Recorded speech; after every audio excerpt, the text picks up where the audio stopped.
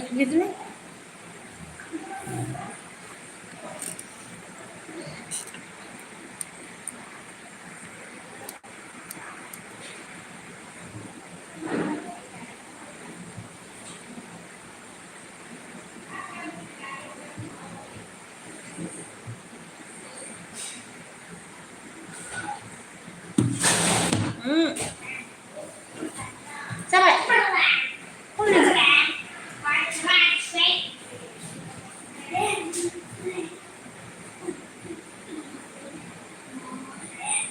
Complete जाबाय जा अनजालि बर' नुजाफैनो हादों आरोना लाइक दानबायना थेंक इउ अनजालि बर' अन थेंक इउ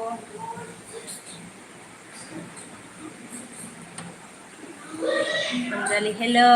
हेलौ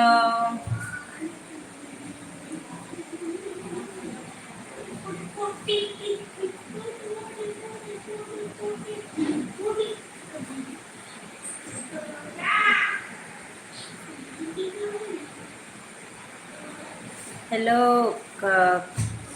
साल खाल कैसा है हाल कैसा है बोला जी ठीक है आपका कैसा है अंजलि बोलो बता दीजिएगा और थैंक यू डे अंजलि मेरी एलवी स्ट्रीम में आने के लिए और अनिको अनिको खेबोसा ना अच्छा हाय दीदी बोला हाय फाइटी थैंक यू वेरी मच मेरी एलबीएस में आने के लिए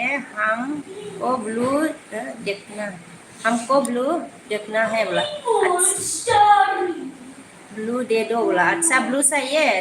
अच्छा ओके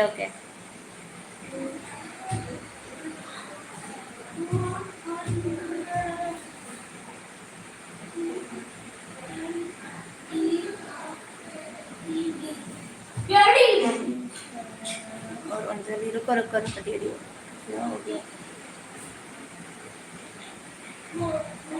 ब्लू दे दिया देखो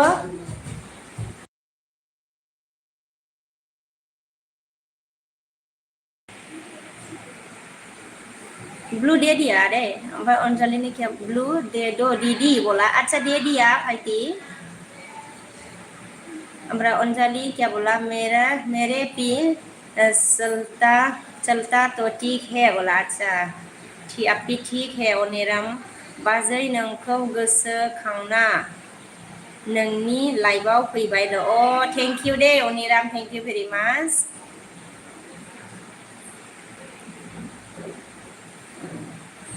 और अनिक को सब्सक्राइब करना है बोला अच्छा सब्सक्राइब करना है सब्सक्राइब करो कमेंट करो रिटर्न बैक मिलेगा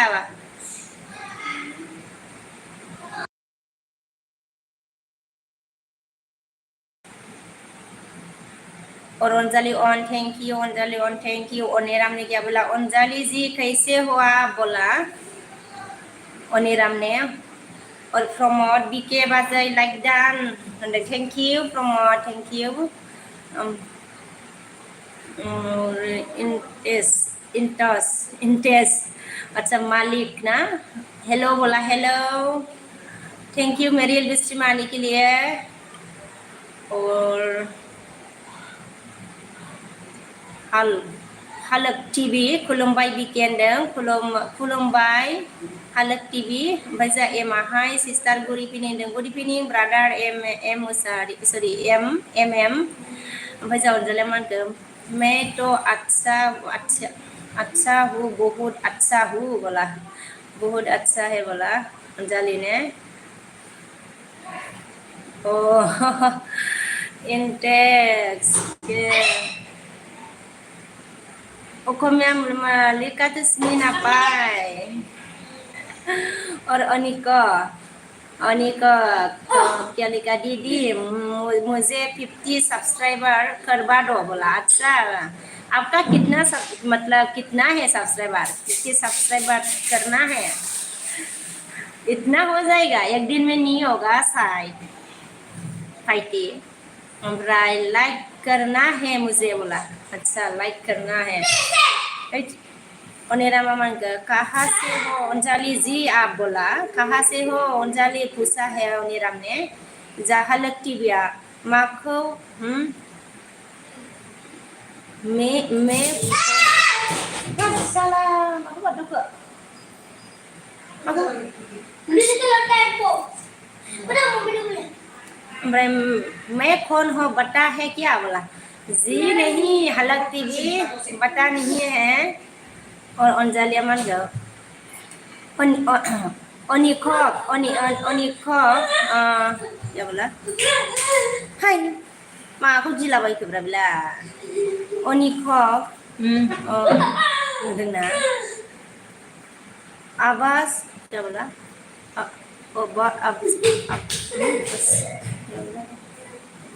ओबसा आपको भी अच्छा ओबिसा बोला ओबिसा आपको भी सपोर्ट किया है प्लीज रिटर्न बोला अनिक ओबिसा आपको भी अंजलि ने मतलब सपोर्ट किया है बैग रिटर्न करना है बोला और इंटेक्स ना मालिक कहाँ से है आप बोला जी मैं असम से हूँ असम बंगाईगांव से और अनिक को अब्बास ने क्या बोला अब्बासा अंजलि दीदी रिटर्न कर दो रिटर्न कर दो अच्छा अंजलि ने बोला सब किया है आपको अनिको और अनिको अब्बासा ने क्या बोला 26 अच्छा आपका 26 है अच्छा जी अनिको अब्बासा अनिको क्या बोला मैं सब्सक्राइब कर दिया बोला अच्छा सब्सक्राइब कर दिया है अंजलि ने भी बोला कि सब्सक्राइब कर दिया है हलक टीवी क्या बोला ये मेरा दूसरा चैनल है बोला अच्छा ये दूसरा चैनल है हलक टीवी और इंटेक्स मालिक क्या बोला ओ आसाम बोला हाँ जी आसाम और इंटेक्स मालिक क्या बोला नाइस बोला अच्छा थैंक यू आप कहाँ से हो बोलो इंटेक्स मालिक और अंजलि बोरोआ ने क्या बोला हटक टीवी हटक अच्छा हटक टीवी आपको भी सपोर्ट किया है प्लीज रिटर्न बोला हटक टीवी आपको भी सपोर्ट किया है अंजलि ने रिटर्न बैक करने को लिए बोला सुनो अमन कजा बाबाई क्या बोला सुनो ने बाबाया लाई और सुनो आबो हाय हिंदे हाय सुनो ओमफ्राय इंटेक्स मालिक ने क्या बोला कोलकाता से हूँ बोला अच्छा आप कोलकाता से है ओके मेरा ओमफ्राय क्या बोला मेरा नेम चेंज कर दिया क्या बोला मीरा ने क्या बोला नेम अच्छा नेम चेंज कर दिया दीदी बोला अच्छा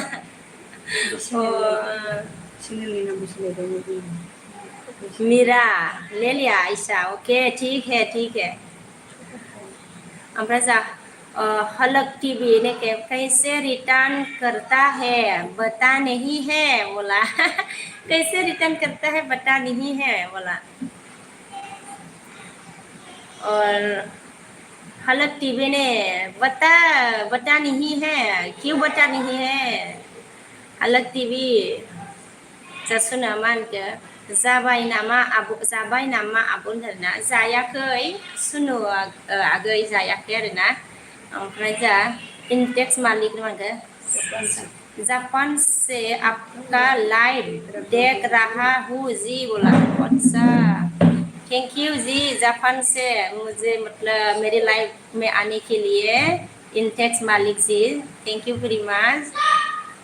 और उम्मीद ने क्या अच्छा उम्मीद हेलो बोला हेलो उम्मीद जी ओमफ्राय मीरा ने क्या बोला मेरा छोटा भाई अच्छा मेरा छोटा भाई दे दिया बोला मेरा छोटा भाई दे दिया ओमफ्राय मतलब आपने नाम चेंज कर लिया ना मेरा छोटा भाई ले लिया ओके भाई अंजलि मान के स्वाति सी जिंदगी जिंदगी जिंदगी आपको भी सपोर्ट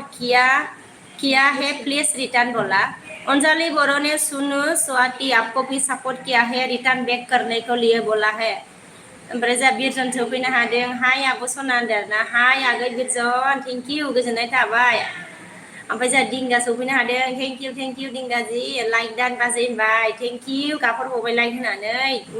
गाबनाङालै सना गाबनाङा सोनो जा मा होनदों राजाया आच्छा राजाया मा खालामदों दे राजाया मा होनो हमवार्क लिरदोंमोन स्कुलनि हमवार्क लिरगासिनोमोन आरोना ओमफ्राय गेलेलायबायसो नामाथाय ओमफ्राय जा ओइ सानसुआ मा ओइ सानसोलां आं नायनाल' थासै नामा हाहा लाइक खालामबायनो नायला थानोसै आरोना ओइ लाइक खालामबाय थेंक इउ गोजोननाय थाबाय दे ओइस ओमफ्राय इनटेक्स मालिका आप तो बहुत अच्छा हिंदी बोलते हो अच्छा वो आता नहीं है रे फिर भी थोड़ा थोड़ा बोल के चलाती हूँ इनटेक्स मालिक मेरा छोटा भाई ओके अंजलि दीदी मुझे बाद में रिटर्न करना बोला अच्छा बाद में रिटर्न मतलब अंजलि पे दे दिया होगा रे मेरा छोटा भाई अमृजा इंस्टेक मालिक ने क्या बोला सुन के अच्छा लगता है बोला ओके थैंक यू जी उम्मीद ने क्या बोला मैं कौन हूँ बीके बोला अच्छा मुझे मालूम नहीं है रे आप कौन है उम्मीद जी आप बता के लीजिए आप कौन है बता दीजिए सुना मन रो आबो ना र' आब'ना लायना अच्छा ना लायना फैनि होनदों दे सुनु दे आगै दे है आखायालाय मायाव थांलाबायोबा ओमफ्राय जा अंजलिनि क्या बोला बिरजन बसुमतारी आपको भी सपोर्ट किया है बोला बिरजन माबाया मा होनो अंजलिया सपोर्ट खालामबायनो बिरजन आपको भी अंजलि ने सपोर्ट किया है रिटर्न करो बिरजन जा ओइसा मा होनदों माथो खालामनो बाबु बिमा हा होनदों आरोना माथो खालामनो जाबाय आरोना मा होनो ओइस ओमफ्राय जोंहा दिंगाया मा होनदों मा ओंख्रि बाजै होनदों आरोना ओंख्रि होननानै गाबहरबाय ओंख्रिया टेस्टि जाथारगोन दे दिंगा जोंना दाउ बेदर जागोन आरोना दिंगा आगैसना नोंहालाय मा होनो मा खालामदों दिंगा ओमफ्राय जोंहा अनजालिया मा होनदों अमी देवबर्मा आपको भी सपोर्ट किया है सुल्तान बोला अमी देवबर्मा अंजलि ने आपको भी सपोर्ट किया है रिटर्न करो अंजलि बोरो ओके बोला बिरजना रथ' दे आब' सना होनदों दे बिरजन दे अंजलिया हा हंस रहा है इंस्टेक मालिक ने क्या बोला थोड़ा एसामीज भाषा बोलो ना प्लीज अच्छा एसामीज भाषा तो आता नहीं है मतलब কি খবর ভাত খাইছে নাকি খাওয়া নাই নাকি কি আপনার কি খবর ইনস্টেক মালিক ভাত খাইছে না খাওয়া নাই और थाई क्या अरे थाई ठेकियासा देसाई कहाँ से हो बोला अच्छा जी मैं आसाम से हूँ ठेकियासाई ओके ठेकियासाई ओके मैं आसाम से हूँ भाई सुना मान के दीदी मुझको कौन सपोर्ट कर दिया बोला था अच्छा सुनो अंजलि बोरो ब्लू दिया है ना अंजलि को मैंने सुनो अंजलि बोरो ने आपको सपोर्ट किया है सबीर जना मान के र' दे जाजोबगोन सनाफोर होनदों र' दे जाजोबगोन रुकने के लिए बोला है अंजलि बिरजन ने मतलब रिटर्न बैक मिलेगा टेंशन लेने का नहीं है बोला है अंजलि बोरो ने ठेठाई साहब देसाई आपको भी सपोर्ट किया है प्लीज रिटर्न बोला अंजलि ने ठेठाई साहब देसाई आपको भी सपोर्ट किया है रिटर्न बैक करने को लिए बोला है और दिंगिया मानगो आं गाबोन मानगो थांसिगोन होननानै गाबदों अबाव दङब्रा दिंगा थां दिंगा अबाव दं नोंलाय मोजा दिंगिया मानगो ओरैनो दं होननानै गाबदों आरोना गाबनायल'लै गाबनाङालै दिंगा अनजालि अके होनदों आरोना अंजलि ने ओके बोला अंजलि ने हा हंस रहा है सुनो ने क्या बोला अंजलि बोरो से अंजलि बोरोस से बैक ना बैक का क्या बोला क्या है रे ये समझ में नहीं आ रहा अंजलि बोरो से पिखाला माकै अच्छा अंजलि बोरो बेक खालामाखै होनदों आच्छा अनजालि बर'आ खालामाखै होनबा सुनु साब खालामबाय होनदोंमोन आच्छा साब खालामाखै नामा सुनु साब खालामदों होनदोंमोनथ' ओमफ्राय जोंहा निकुन्जा फैलायबाय बाजैनो दिनैसो फैलायबाय आरोना निकुन्जा अके थेंक इउ जि निकुन्जा गोजोननाय थाबाय दे ओमफ्राय जोंहा इंस्टेक मालिका आप क्या बोला बांग्ला बोल सकते हो बोला अरे मुझे आता नहीं है रे बांग्ला लेकिन बांग्ला भाषा सुनने में बहुत अच्छी लगती है मुझे आता नहीं है लेकिन मुझे चल लक्ष्मीता बी ब्लॉग हाय आब' होनदों हाय आगै लक्ष्मीता थेंक इउ आंनि लुसनाव फैनायनि थाखाय गोजोननाय थाबाय आगै अंजलि मानगो निकुंजा बोरो आपको भी सपोर्ट किया है बोला अंजलि बोरो ने निकुंजा आपको सपोर्ट किया है बोला कमेंट की स्वर के आना है अंजलि बोरो और अंजलिया ओके बोला आरजी सफैनो हादों जा हेलो आब' होनदों हेलो आगै आरजी ओमफ्राय जा सुनुआ मानगो अंजलि बोरो क्या बोला इंसान तो मैं उसको सपोर्ट नहीं किया है इसके कैसे मैं रिटर्न करूंगी उसको बोला अच्छा सोनू ने बोला अंजलि बोरो इंसान तो इसके तू क्या बोला अंजलि बोरो अंजलि बोरो इसने तो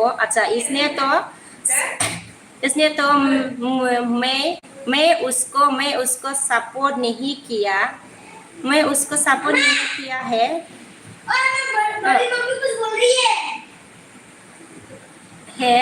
कैसे मैं रिटर्न करूंगी उसको अच्छा अंजलि बोरो ने आपको सपोर्ट नहीं किया है क्या सोनू जी अंजलि बोरो आपने सोनू स्वाति को मतलब सपोर्ट किया है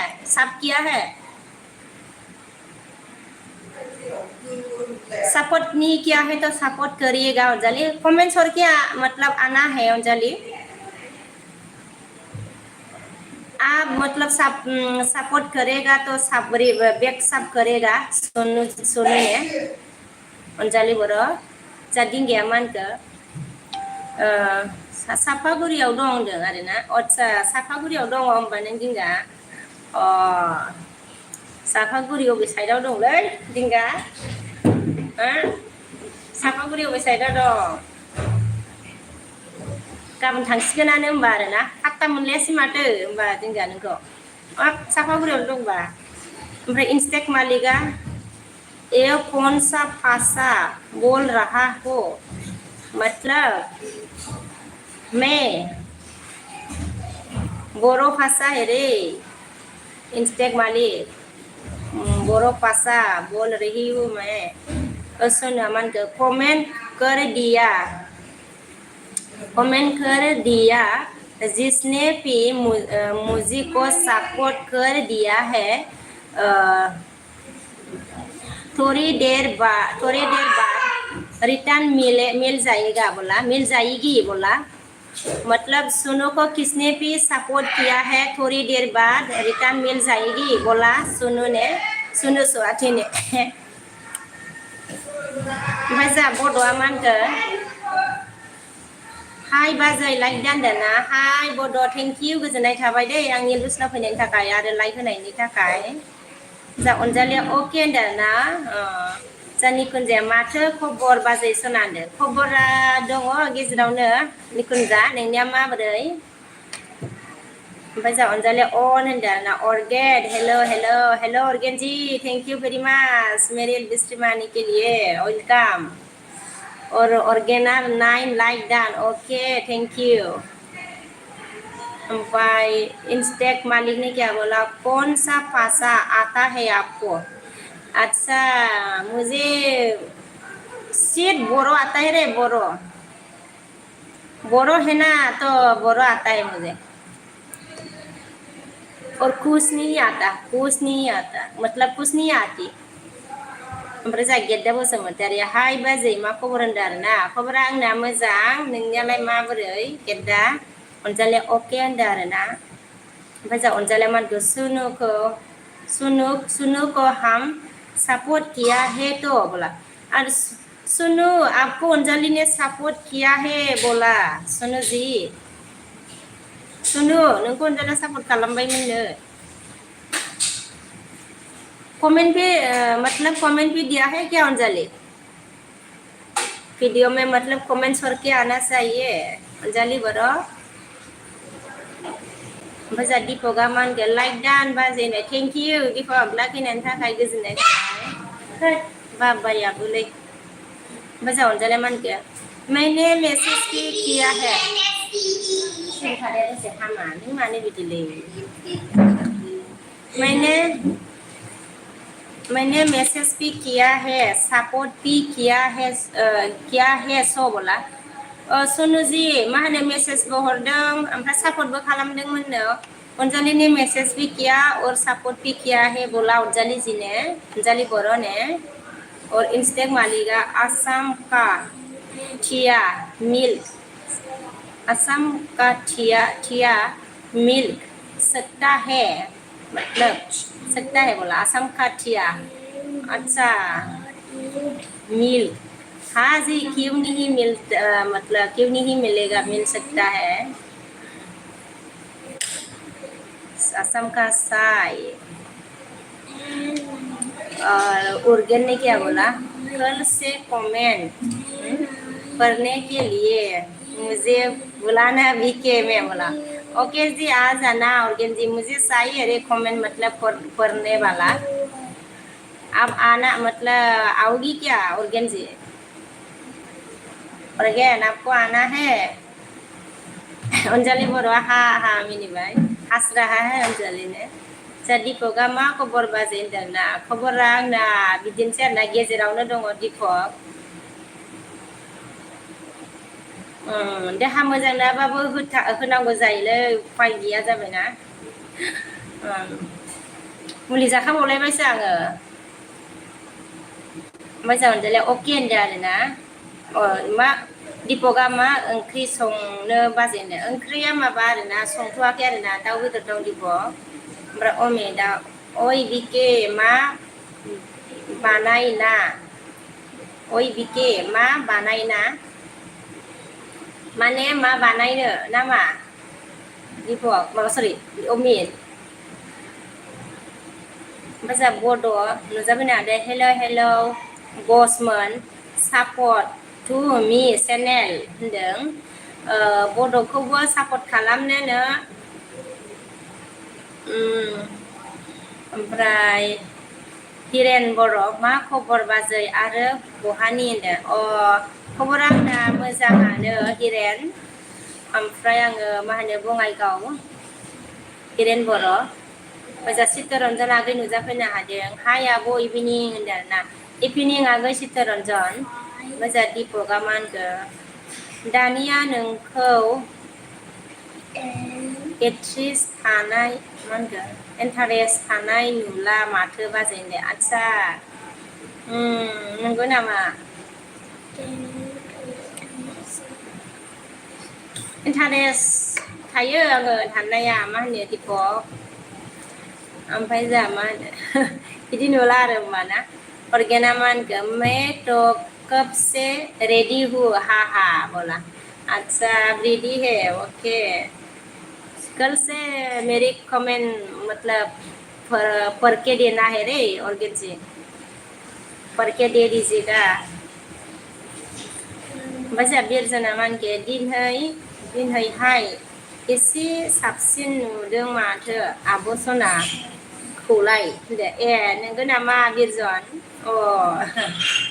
दे थेंक इउ दे गोजोननाय थाबाय दे बिरजन फंबाय ओमफ्राय जोंहा दिपकआ मा बेराम जाबाय थाखो नोंहा बाजै मोनथियालै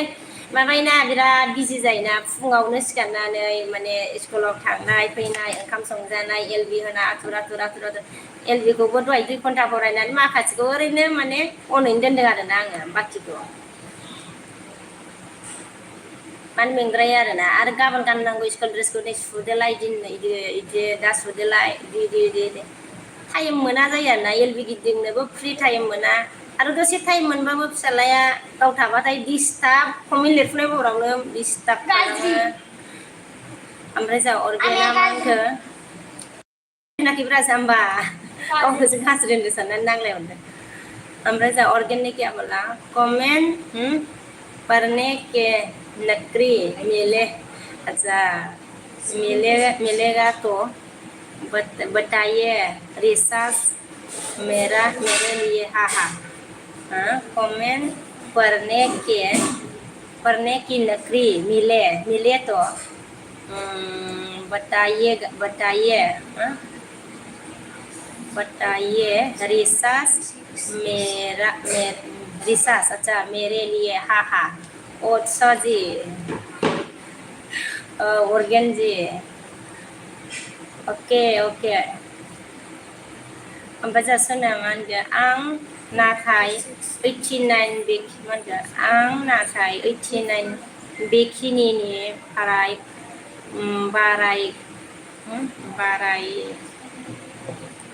बारायखौ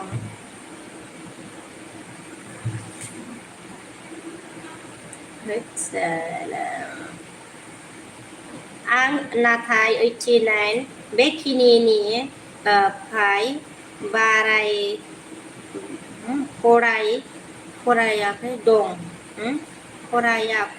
फरायाखै दङ सापर्ट खालामदोबा होनदो आरोना आदसा मा होननाय जाखो आं बुजियासै बारा सनु आं नाथाय 89 बेखिनिनि फ्राय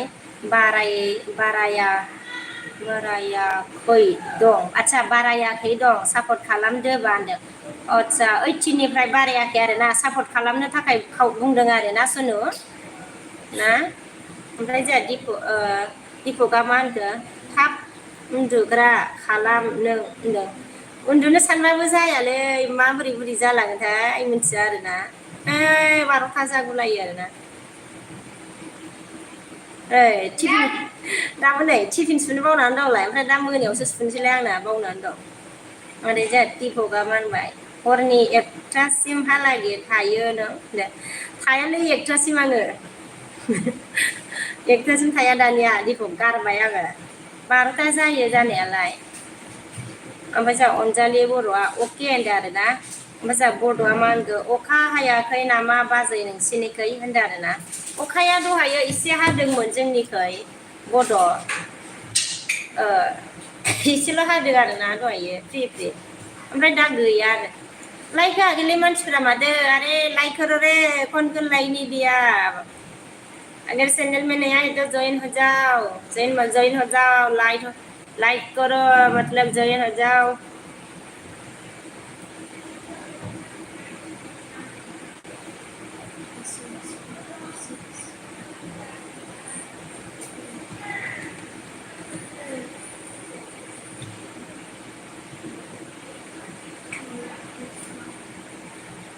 सोरबा गोदानबा जइन जादों आंजोंबो ओमफ्राय लाइक होदो दे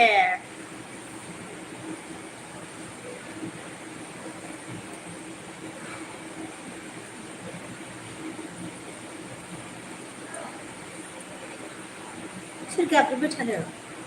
क्या आं गोदान आदसा आं गोदान आरोना नै नोंनो लोगो जादो दे होमबालाय गोदानबालाय नोंनो लोगो जादो दे गोदानबा कौन बुला रहा है क्या हैं? कौन बुला रहा है क्या ले रे किसने नहीं बुलाया रे कौन बुला रहा है?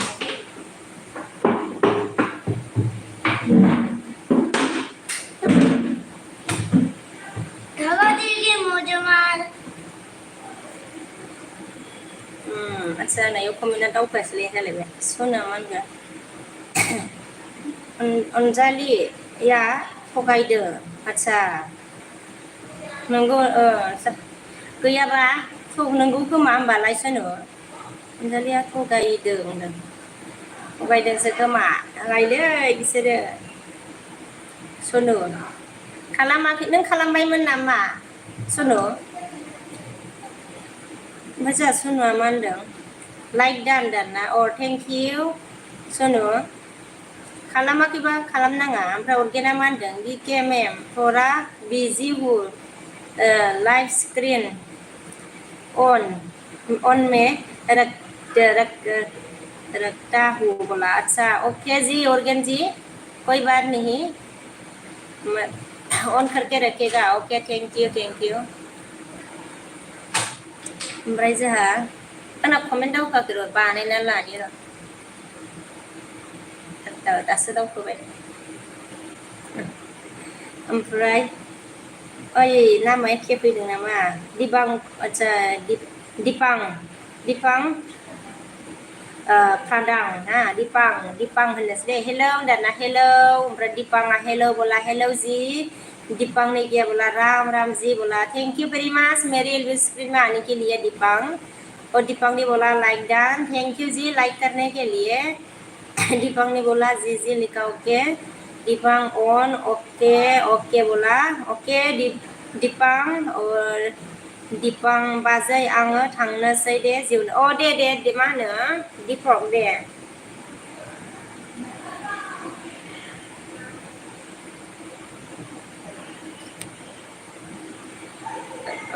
दीपाङा ओके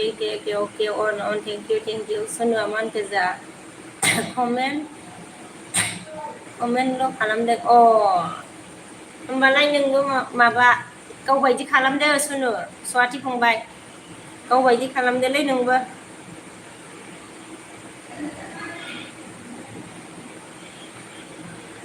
बिसोरो आंबा दाख्लै बिदिनो जादोंलै आं खालामबाय ओमफ्राय गाव खालामबाय ओमफ्राय आरो आं माबाफिनदों माबा खालामनानै लाफिनबाय नामा ओमफ्राय आंनाथ' दाबो दं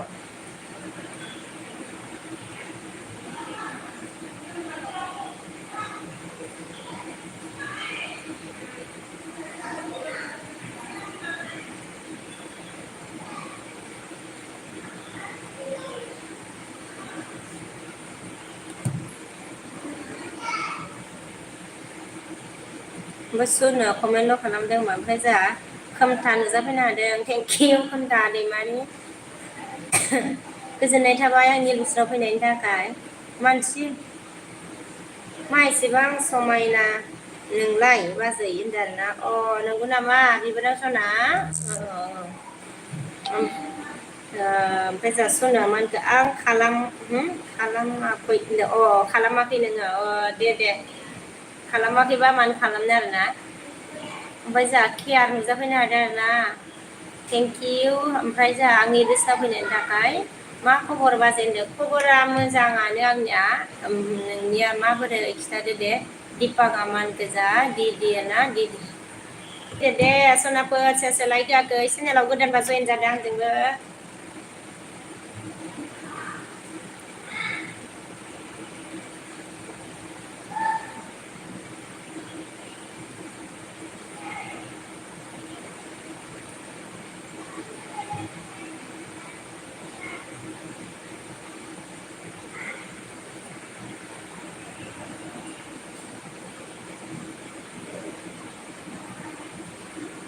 ओमफ्राय मा खबर दिपांदि ओमफ्राय जोंहा केयारा आंनाबो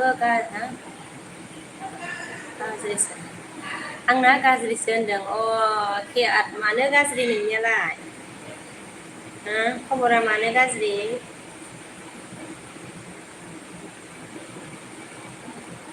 मा जादों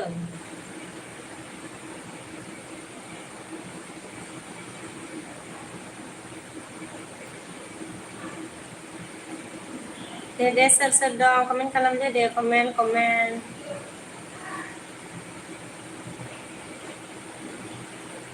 ओमफ्राय राजेस नुजाफैनो हादों आरो ना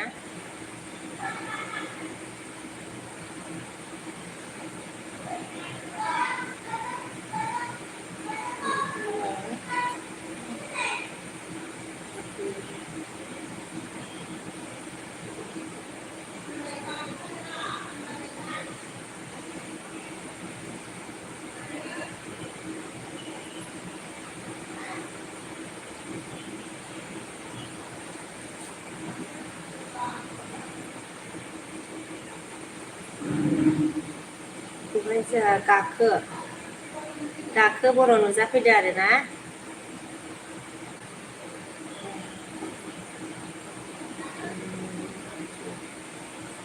ओमफ्राय जोंहा गाखो बर'आ मा होनखो जाखांबाय नामा बिमा होनदों मा होनो जाखांथ'वाखै दे मा होनो गाखो सङाखैनो आरोना ओमफ्राय जोंहा सुनुआ मा होनखो बेखौबो अनजालि खालामगोन ना आब' होनदों आरोना बेखौबो अनजालि खालामगोन नों आब' होनदों आरोना माने आं सुनो बुजियासै आं नोंखौ माने एक बार ये बोल दो तो दे कुछ दे दे ना दूसरा लिखा ना कुछ देखना अरे दूसरा लिखा ना अब जो बात करने हैं ना उसको देखना है और कोई है नहीं दूसरा मोबाइल में देखो ना जाओ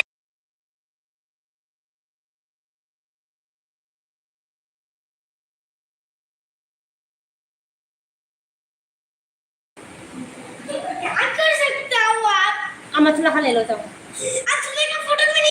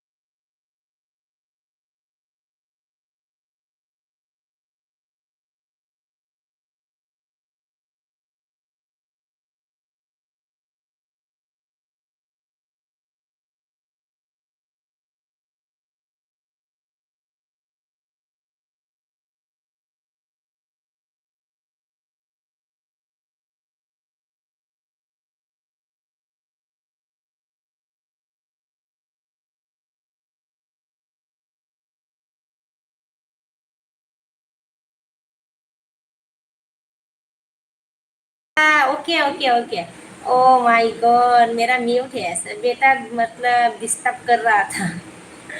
sorry Umesh ji thank you बताने के लिए ओके जी साउंड ओके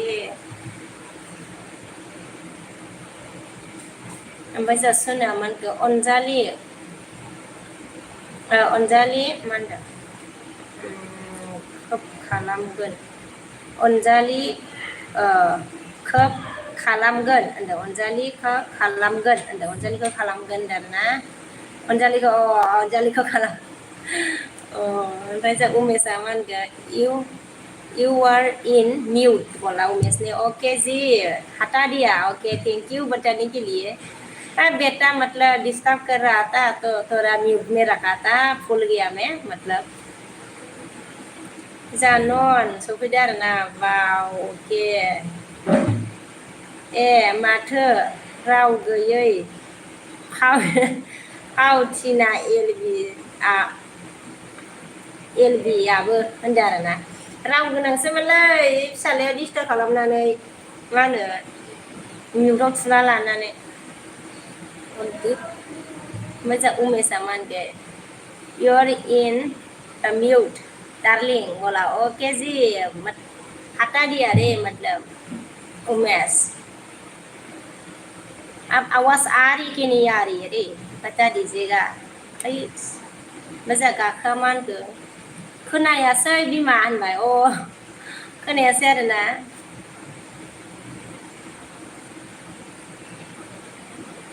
ओमफ्राय जा अजितआ मा होनखो मा खबरा बिमा सना होनदों ना खबरा आंना मोजां अजित माखौ आच्छा अजित खबरा आंना मोजां अजित जा उमेशआ मा होनगो सरि उमेश ने क्या बोला परपरा कैसे अपनी बङाइगाव परा কৈ আছে মই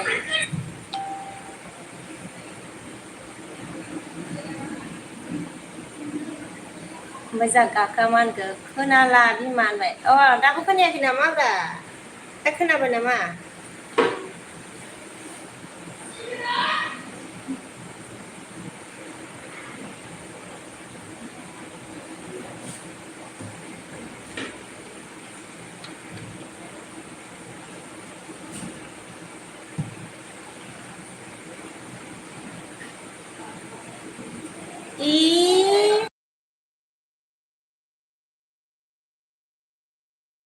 जायो नोङो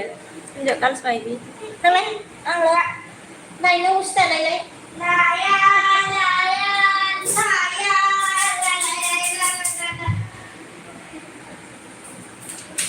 Dede, sona pasar daw komen kalam dede komen. Komen.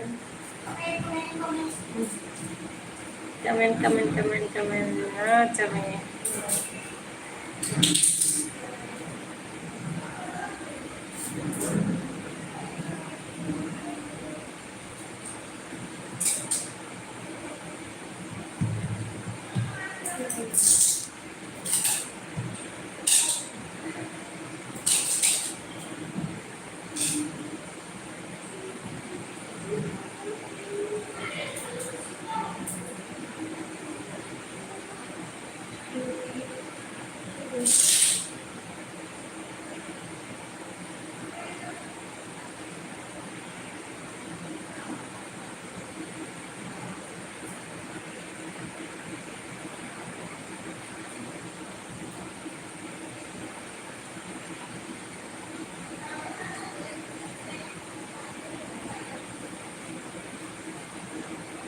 Tegak ke mana? Neng LV video. Ini LV video. Nuwabana उन्दुनो ओंखारा बिमा होनदों नंगौ नामा गाखो सोर जाखोब्रा गाखोआलाय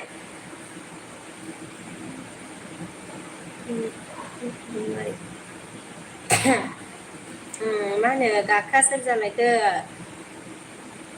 सिनायासैलाय आङो नंगौ नामा गाखो बर' दे मोजां आच्छा MMD सफैनो हादो आरोना थेंक इउ गोजोननाय थाबाय दै मोजां आबै रानि आंहा नोंजों थाफानो सम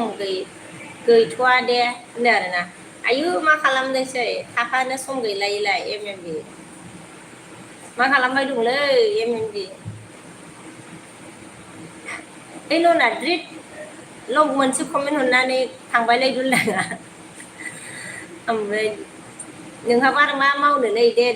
एमएमबि दे मोजां मा होनखो बिरजना एसे फेबायलै आब' सना आयु इसिबां ना थावजेन ना आब' होनदों इसिबां थावजेननि ना मा फेबाय आरोना सेस बिरजन फंबाय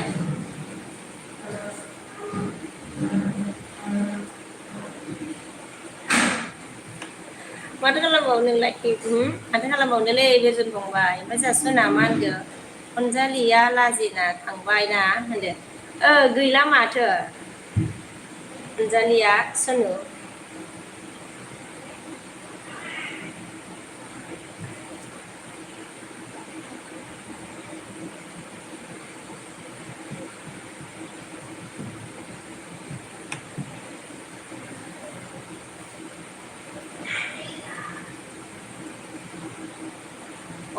बिरजना जोंहा मा होनदो दिनैहाय सुटि ना आब' सना होनदो ए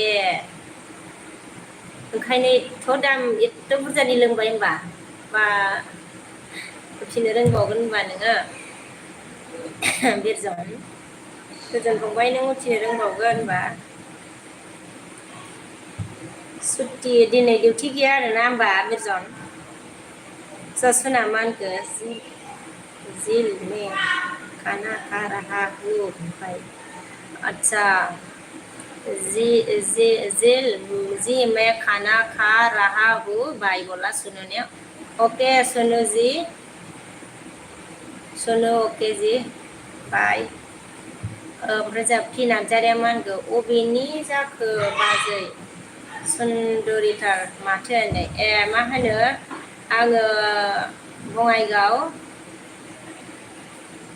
फि नार्जारि ओमफ्राय जोंहा बिरजना मा होनखो बिदिनो सम सम आब' सना होनदो बिदिनो सम सम आब' सना दिनै मा होनो सुटिखाय होथारबाय नामा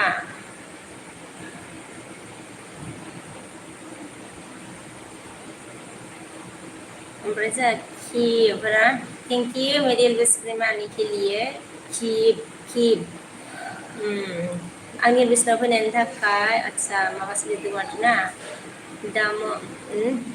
दा मेम ना where are you from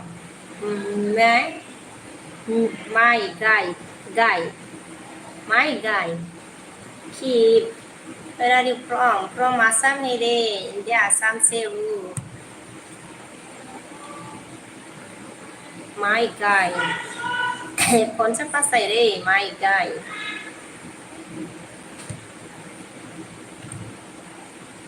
जा ऑर्गेना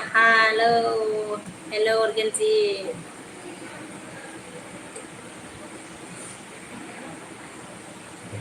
ओमफ्राय जोंहा फिया मा होनदों बङाइगाव मा गामिनि बङाइगाव गोजोनपुरिनि रे गोजोनपुरि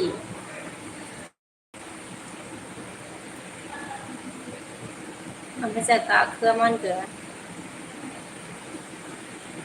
सिन्देरा गिदिर थु बिमा साइज आदसा सिन्देरा गिदिर थु बिमा होनदों आरोना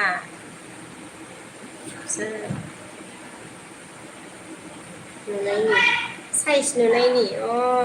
सिन्देर गिदिर थुबासो साइज नुयो आरोना होमबा साइज नुनायखौ नांला नामाथाय मा होनो हाखो बर' ओमफ्राय जोंहा मा होनखो स्टिक कौन-सा भाषा दिखला रे समझ में नहीं आ रहा रे screen big baby strong baby ना अच्छा क्या लिख रहा है रे ऑर्गेना भी के मैम खाना कब खाएगा आप अच्छा खाना कब खाए मतलब खाऊंगी बता नहीं है अभी तो नहीं बनाया ऑर्गेन जी अभी नहीं बनाया खाना मोजां रिंखां नुजाफैनो हादों आरो ना हाय आब' होनदों ना हाय रिंखां आगै थेंक इउ गोजोननाय थाबाय आगै आंनि रुसना फैनायनि थाखाय ओमफ्राय जाफियामोन गो अके आच्छा रलिमिल हाथाय जाग्रा औ रलिमिल हाथाय जाग्रा औ पि नार्जारि मोजां दिबांकरा कि खरिसा होनदों ना आच्छा इक' फरानाय रे दिबांकर एलबी दिया से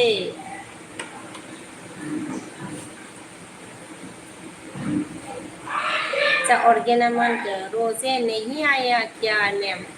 अच्छा नहीं आया रे रोजे क्यों नहीं आया बाद में आएगा शायद रोजे अब अभी नहीं आया रोजे रोजे आ जाता तो अच्छा होता ना ऑर्गेन हाँ हाँ हंस रहा है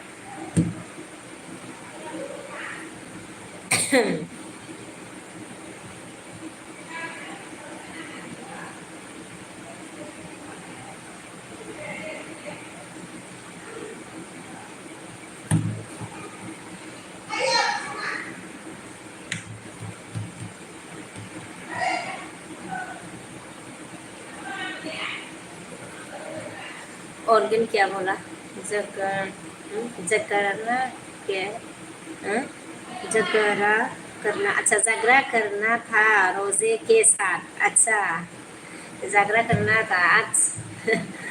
जागरा मतलब जागरा करना अच्छा है ना रोजे इंटरेस्ट है अभी तो नहीं आया बता नहीं आएगा कि नहीं आएगा शायद ओमफ्राय गाखो बर'आ सोर थायो न'आव सोर थायो न'आव नोंनि माथो दावरावथार सोर थायो माथो दावराव आच्छा मा होनो बैखिबो मानसि थायोना सनु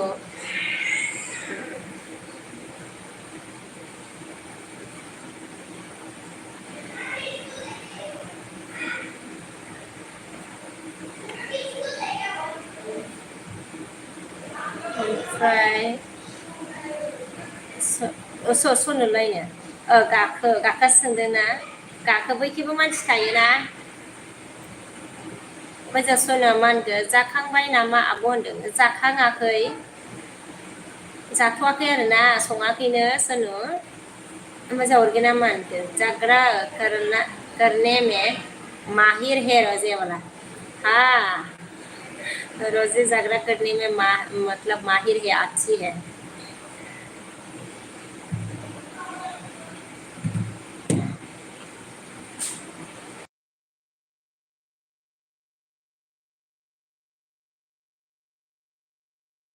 साखौ आंलाय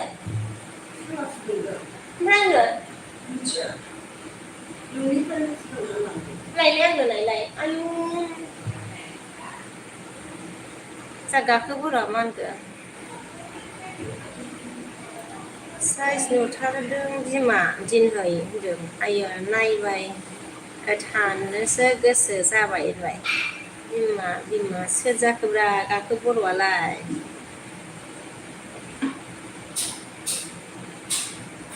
गाखो बर'आ सोर जाखोथाय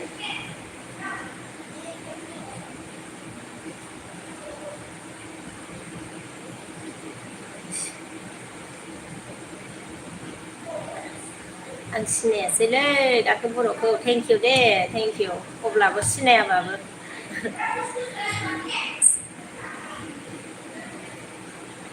चेनेल गैया नामाब्रा गाखो बर' मोजां मोनगोन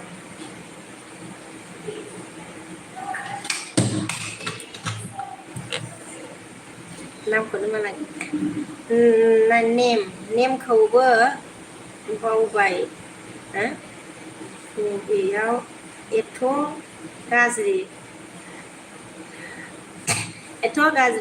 दोनबाय आंहासो मिनिजायो बालनि होनदों मा जारलाहाय माथो गाखोनाय खोनाबायमा नोङो मिनिथाव थावनो बेलेगसो खोनाखायो गाखोनाय बेलेगसो खोनाखायोलै गाखोनायनो मा जारलासो मजा ऑर्गेना मन के बीके मैम मैं खाना खाने जा रहा हूँ बाद में आऊंगा बोला ओके जी ऑर्गेन जी खाना खा लो ओके ओके ओमफ्राय जासुनो मा होनखो आयु दाना गुसुखौनो आजा खांबाय आब' होनदोंना आं जाखांबाय आदसा नों जाखांबाय आरोना आगै मा ओंख्रि जाखो सुनु आगै होनबालाय ओमफ्राय जोंहा फिया मा होनदों मा ओंख्रि संखो होनदों ओंख्रिथ' सङाखै ओमफ्राय ओंख्रिया दाउ बेदर जागोन आरोना ओमफ्राय जोंहा फिया मा होनखो मा ओंख्रि संखो सरि अर्गेना बाय बाय ना ओके ओके ऑर्गेन जी खाना खा लीजिए बाय बाय हेलो हेलो जोंहा शिव हाय भाभी जी कैसे हो बोला शिव जी मैं अच्छी हूँ आप कैसे हो बोलिए थैंक यू वेरी मच मेरी एलबी स्क्रीन में आने के लिए शिव जी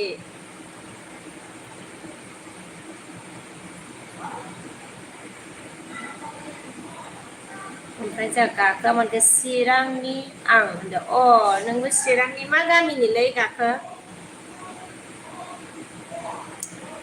गाखो मा गामिनि नों ओमफ्राय जोंहा इलिजा आगै नुजाफैनो हादों लाइक दान आब' होनदोंना हाय होनदों थेंक इउ आगै इलिजा लाइक होनायनि थाखाय हाय आगै इलिजाया आब' ब्लु हो होनदों आरोना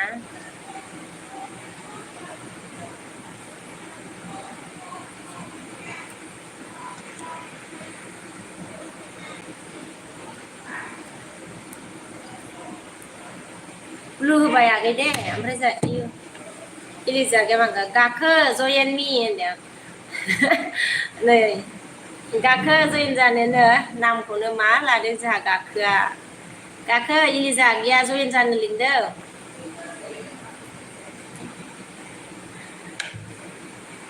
ओमफ्राय जोंहा फिया मा होनखो बोरायालाय मा मावदों बाजै होनदों आदसा बोराया माबायावसो थायो केम्पआवसो थायो फि नार्जारि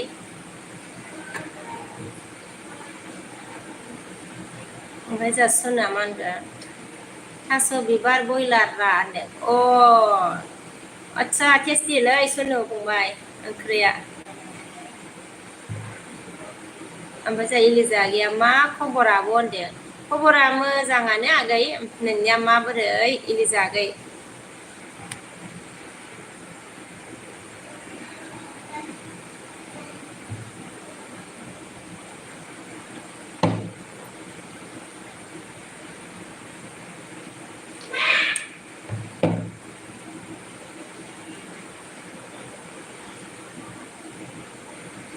ओमफ्राय जोंहा इलिजा आगै माखा आंनाबो मोजां आब' होनदों ना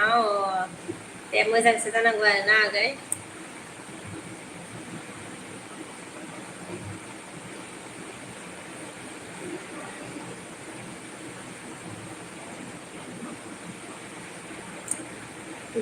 बिजनिनिसो नामा नोंलाय माथो बिजनिनिसो नोंलाय माथो होनदों ना नोङो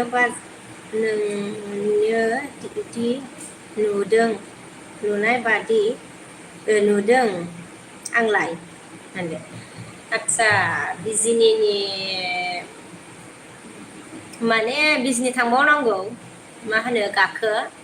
अबाव नुनाय नोंबा सोरखौबा सानदों दा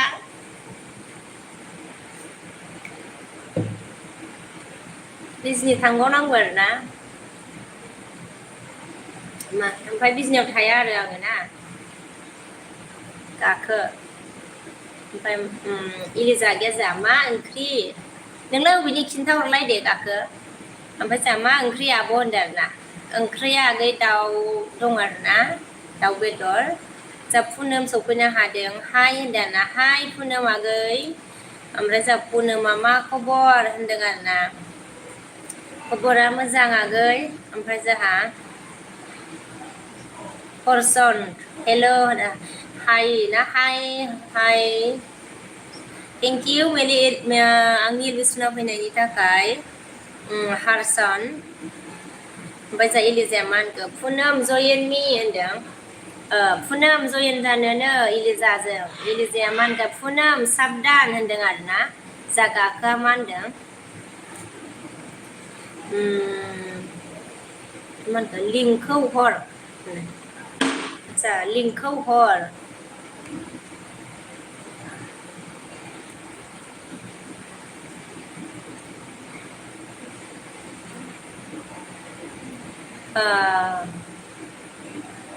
ओमफ्राय जा हरबाय दे मा होनो ब्लु हरबाय आङो गाखोबो र' नोंनोबो ओमफ्राय जा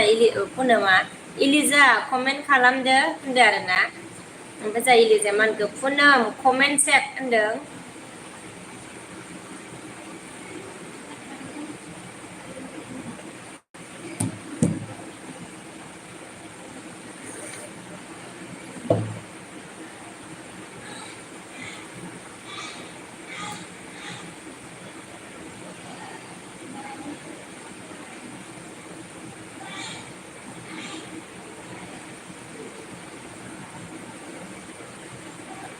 ओमफ्राय जा इलिजाया आब' नोंस्रा साबैसे न'खराव होनदों आरोना आंखौ सोंदों नामा इलिजा आगै फिसाला दं आं दं इलिजा आगै बोराय दं आरोना बोराया डिउटियावसो थायो ओमफ्राय जा इलिजा आगैया अ होनदों आरोना ओमफ्राय जा नायाक बाजै गुड इभिनिं होनदों आरोना गुड इभिनिं मा होनो नायाक जि देबनायाक देबरजि ओमफ्राय जोंहा सुनुआ मा होनखो प्लिज सापर्ट मी होनदों सुनु स्वातिजोंबो लोगो जानोनो इलिजा आगैया अ होनदों ओमफ्राय सोरगोन पुनमआ मा होनो पुनमाथ' नानिसो जागोन हा इलिजा एन्ड पुनम जोंहा माबा मा होनो सुनुजोंबो लोगो जानोनो सुनु जयेन मि होनदों इलिजाया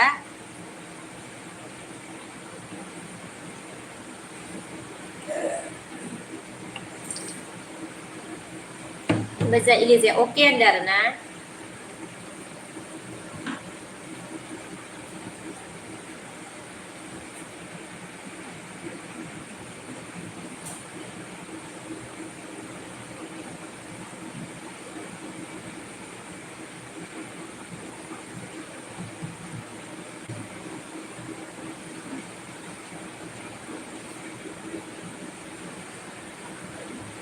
दे सोर दं कमेन्ट खालामदो दे कमेन्ट अच्छा नायक लाइक किया है बाजे ओके देवर जी नायक thank you very much like करने के लिए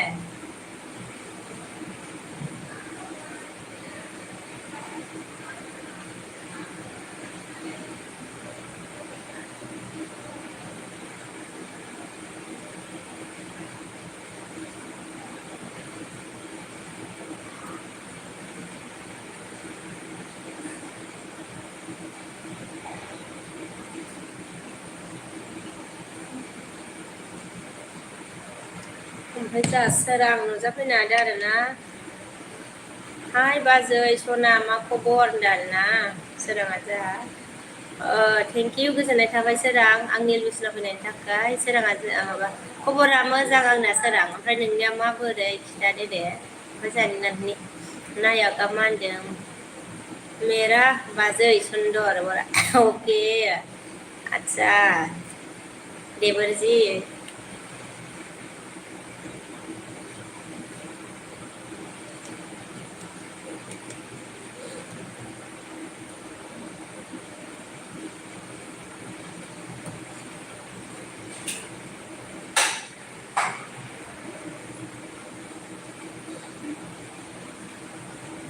ओमफ्राय जोंहा सोराङा मा होनखो मोजाङानो बाजैनो दे मोजां जानांगौ आरोना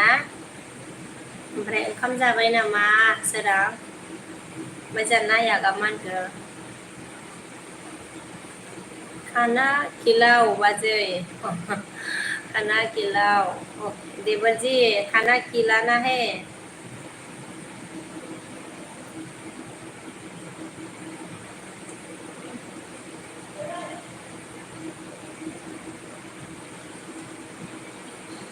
ओमफ्राय जोंहा सोराङा मा होनखो जायाखै दासो संदों आं होनदों ए नोंसो संदों होनबा ना होमबा अबावबासो थायो खोमा नोङो ना मा होनो सोरां जयेन गैयाबा जयेन जा होनदों ओमफ्राय बेग नांगौबा हरफिनगोन आङो जयेन दंखायोसोमोन नामाथाय बावलायबाय आं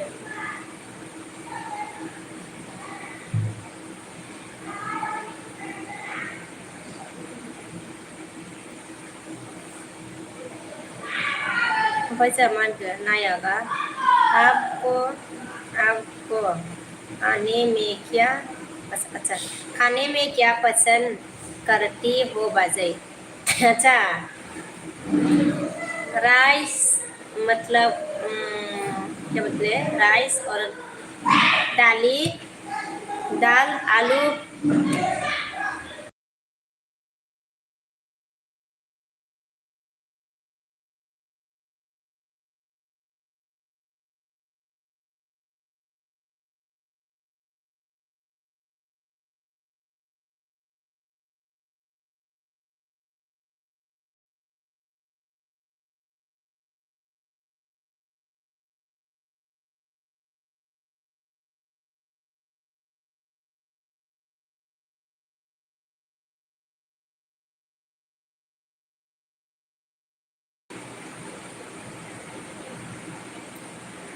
कहा गया रे मेरा कमेंट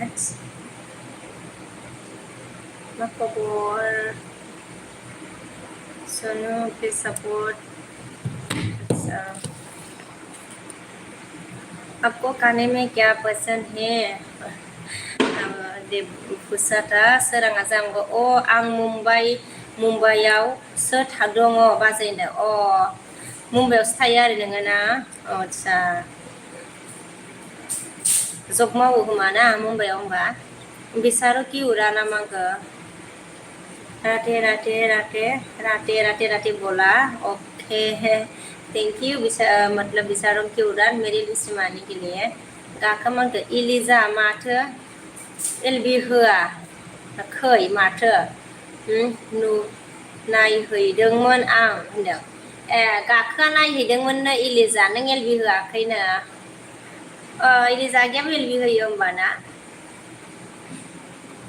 बिसारो की उड़ान राते राते राते लिखा बिसारो की उड़ान हेलो सिस्टर बोला हेलो सिस्टर बिसारो की बोला हेलो फ्रेंड्स बोला बिसारो की उड़ान उड़ान उड़ान उड़ान नायागा फोर्क आंगे चिकन नहीं खाती है क्या बोला अच्छा फोर्क आं चिकन नहीं खाती है क्या अच्छा खाती है ये दो खाती है बस और एक और दूसरा नहीं खाती मैं नायक देवर जी मोजां सोराङा मानगौ लै बाजै होनदों जब मावो आरोना ओमफ्राय जोंहा गाखोआ मानगो इलिजा माथो एलबिखौनो होआखै नोंलाय नायहैदोंमोन आं होनदों इलिजा एलबि होआखैनो नोङो आगै नायहैदोंमोननो जोंहा गाखोआ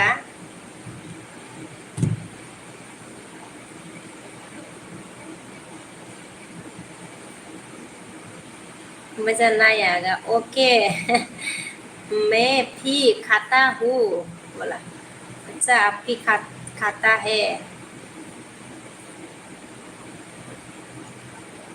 जा गाखोआ मानखै इलिजा गैला नामा एलबिया इलिजा गैला नामा एलबियानो जा गाखोआ सोंदों बोरै दोनबा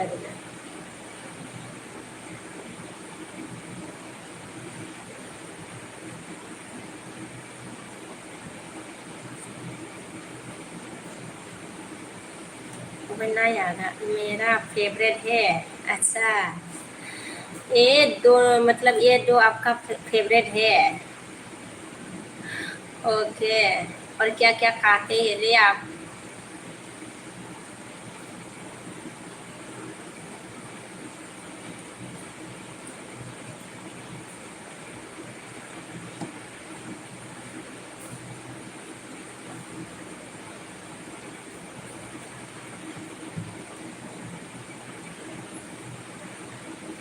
सनुआ जामांगा आब' थाथ'दो गाबोन फैफिनगोन दो अ दे सनु दे जागोन दे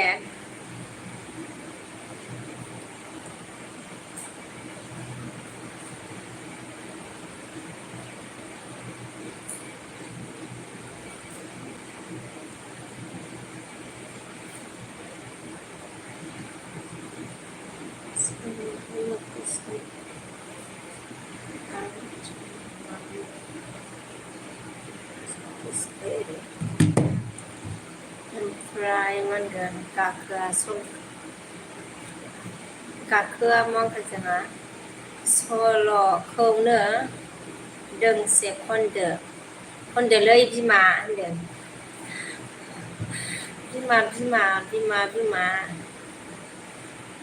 बिमासो नामाब्रा गाखोआलाय सोर जाखोब्रा गाखोआलाय आं सिनायासैलै ओमफ्राय नायागा मा होनगोन जो आप खाती है मैं भी सब अच्छा खाता हुआ जै बोला मैं तो कुछ और नहीं खाता बस एक मतलब एक और ये पोर्क और चिकन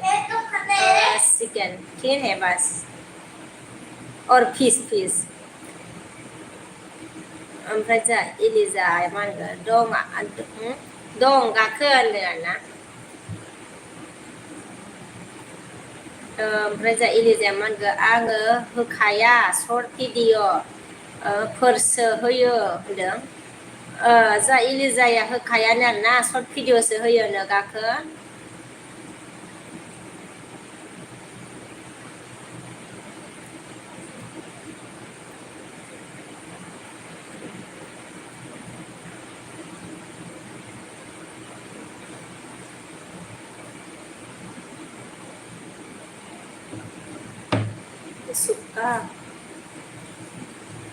सुक्का मछली पिन खाता है बाजै अच्छा सुक्का ओके अच्छा जे नाया सुक्का मछली भी खाता है बाजे अच्छा आप खाता है मतलब ना ओके टेस्टी होता है तो हाँ ओमफ्राय जा इलिजाया मा होनगोन देनां होगोन र' दे होथ'वा होनदों आरोना देनां होगोन आरोना होथ'वानो इलिजाया गाखो जा गेटदा नुजाफैनो हादों आरोना मा खौरां बाजै होनदों आरोना बाजै सना मा ओंख्रि संखो होनदों खौराङा मा होनो माबोरै होनांगौलै खौरांखौ खौराङा मोजाङानो आरोना ओमफ्रायो ओंखाम सङाखै संगोनसो आङो गेटदा बसुमतारी मोजां गाखोआ मा होनगौ अ इलिजा होनदों कन्टेक्ट नेम हरदोलै होनदों गाखोआ जोंहानो इलिजा माबा बिबायहाय अ इलिजा कन्टेक्ट नेम हरदोलै होनदों नै कन्टेक्ट बिबायहाय ओमफ्राय जोंहा नायागा जि बाजै होनदों अके देबरजि नाया ओमफ्राय इलिजाया मा होनखो मानो होननानै सोंदों नै इलिजाया ओमफ्राय जोंहा नायागा मा होनखो अभी 3 month मतलब 3 month को होता है मिला नहीं कुछ भी बाजै बोला अच्छा देवर जी 3 month हो गया क्यों नहीं मिला रे नाया देवर जी क्यों नहीं मिला ओमफ्राय जोंहा पि बड' नुजाफैनो हादों हाय आब' होनदों ना हाय आगै पि बड' मा खबर आगै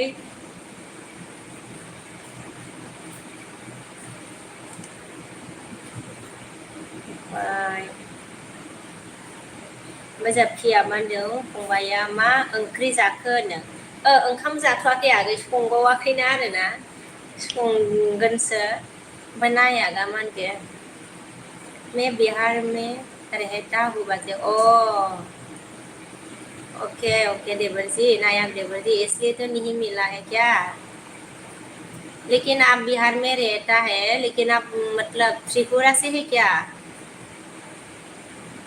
नायक जी ना सरि नायक देवर जी ओमफ्राय जोंहा अबजित नुजाफैदों आरोना मा ओंख्रि जाखो बाजै दुगिन दं ओंख्रिया मा होनो ओंखामखौनो संथाराखै आरोना जाथ'वाखै ओंखाम ओमफ्राय दैमालुआ हेल' होनदों आरोना हेल' दैमालु हेल' थेंक इउ गोजोननाय थाबाय दे आंनि रुसना होनायनि थाखाय जा सोमदोना मा होनदों हेलौ मादै फैलायबाय होनदों आफा सना दे फैलायबाय आरोना गोजोननाय थाबाय दे आफा सना जा दैमालुआ मा खबर होनदों ना खबरा मोजाङानो आंनिया दैमालु ओमफ्राय नोंनिया माबोरै ओमफ्राय गेद्दाया मा होनखो बाजैखौ जोबोद समायना नुथारदों मा क्रिम लागायो होनदों आरोना आदसा क्रिम लागायो होनदों आरो क्रिमा आंनिया माबा मा होनोमोनलाय पन्स किसिसो खिथाबावलायथारनोसै समायना नङालै गेद्दा मा होनो गेद्दा बिबोनां सना ओमफ्राय जोंहा नायागा मा होनखो बिहार में नहीं दूसरा स्टेट में रहता हो बाजै अच्छा ओके ओके देवर जी बिहार में नहीं दूसरा स्टेट में ओके बाजै ओंखाम जाबाय नामा होनदों ओंखाम जाथ'वाखै सोरां संबावाखैनो आङो संगोन आरो र' ना जों 10थासोआव जाखायो नालाय संगोनसै र'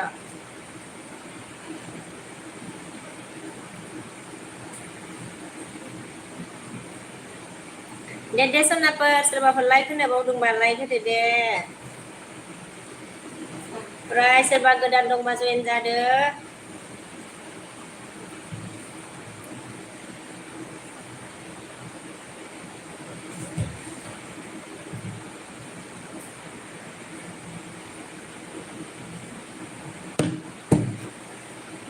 इलिजागे मांगा सोरां जयेनमि आदा होनदों इलिजाया जयेनमि होनदों सोराङा मांगा आंबो गोदानसो खा माथो होनदों गोदान ना नोंबो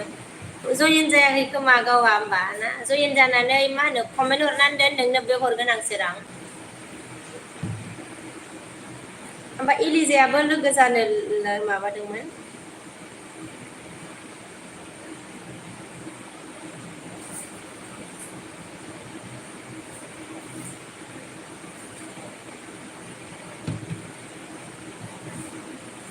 लोगो जानो बुंदोंमोन आरोना सोरां जयेननि आंबो गोदान होबाय आयो आं मारिदोंना थांनांला ओंखारखौबो हारसिं जायोना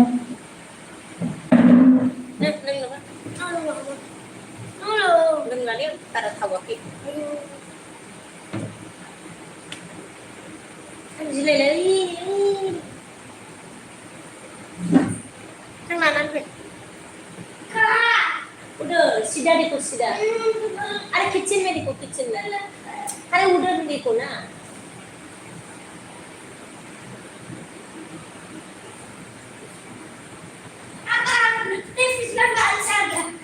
बाइसारे ओमफ्राय जास आंबो गोदानबाय सोराङा दे आं इलिजा नों एसामिस खालाम गासिनो दायो होनदों दे आं इलिजा नों इलिजानो होनदों आरोना इलिजा नोंनो एसामिस खालामगासिनो दंना आरोना माबाया सोराङानो आरोना इलिजा आगै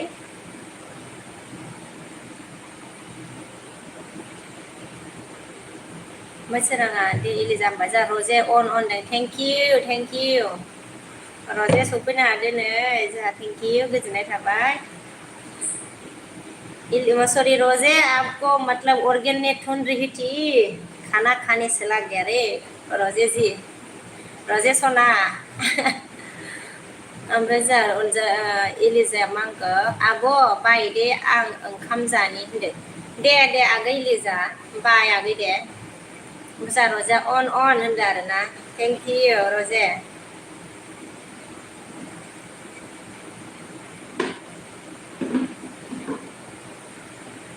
अ नोंगौ नामा आब' सना गावदां औ रजे नोंखौ नागिरदोंमोनलै अरगेना रजे आयानो रजे फैदोंना फैयाखै होननानै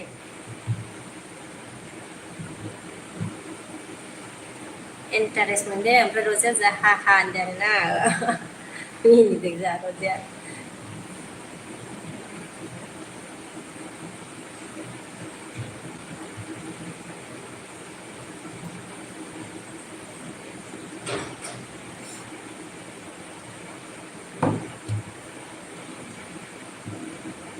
ओमफ्राय आं रायलायनो रोङा हाय आब' सना हा होनदों रायलायनो रोङालाय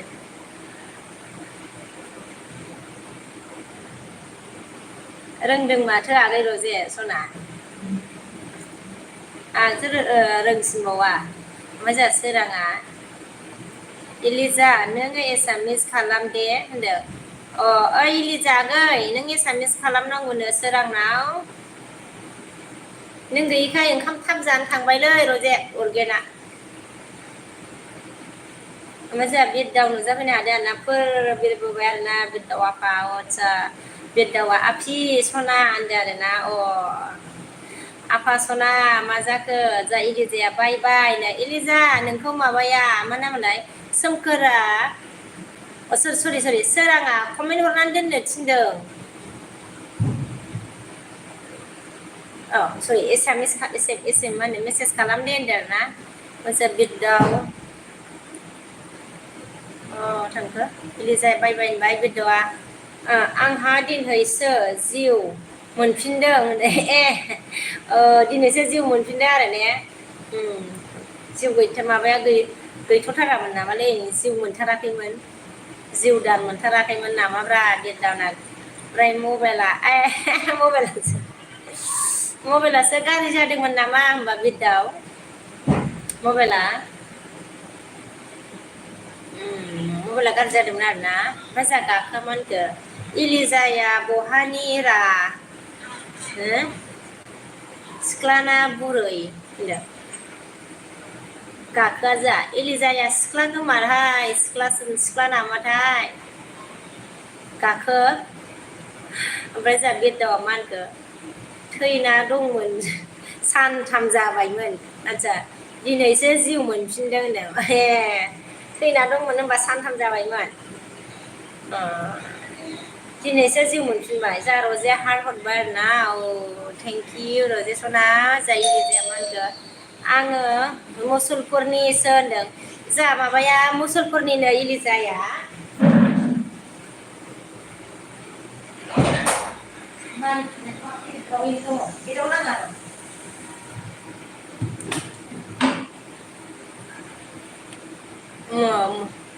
थांखो मानोथो इलिजाया बहानि होनबाय जा रजे हार्ट हरबाय ओमफ्रायो बिरदावा जोंहा मा होनखो आं मुसलपुरनि होनबाय ओमफ्राय जोंहा बिरदावा मा होनखो आदैसोहाय आदैसो ना नानिसो होनदों आदैसोहाय उन्दैसोहाय नानिसो होनदों जोंहा बिरदाव नार्जारिया उन्दैसोहाय नानिसो होनदों ओइ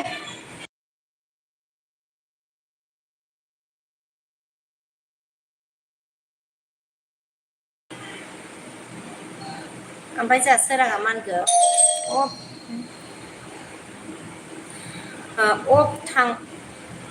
थांबाय नामा बाजै इलिजा जाया होनदों आरोना इलिजाया होनदों आरोना नोङा थांनाङा खेवनाङालै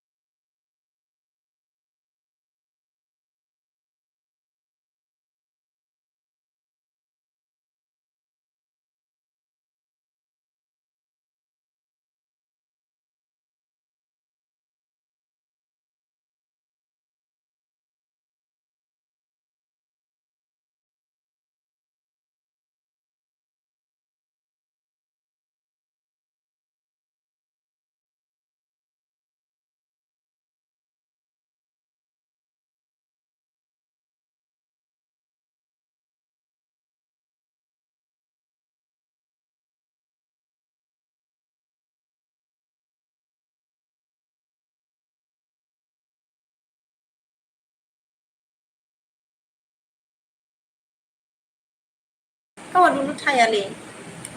सोराङाव जोंहा सोराङा मा होनदोंमोनलाय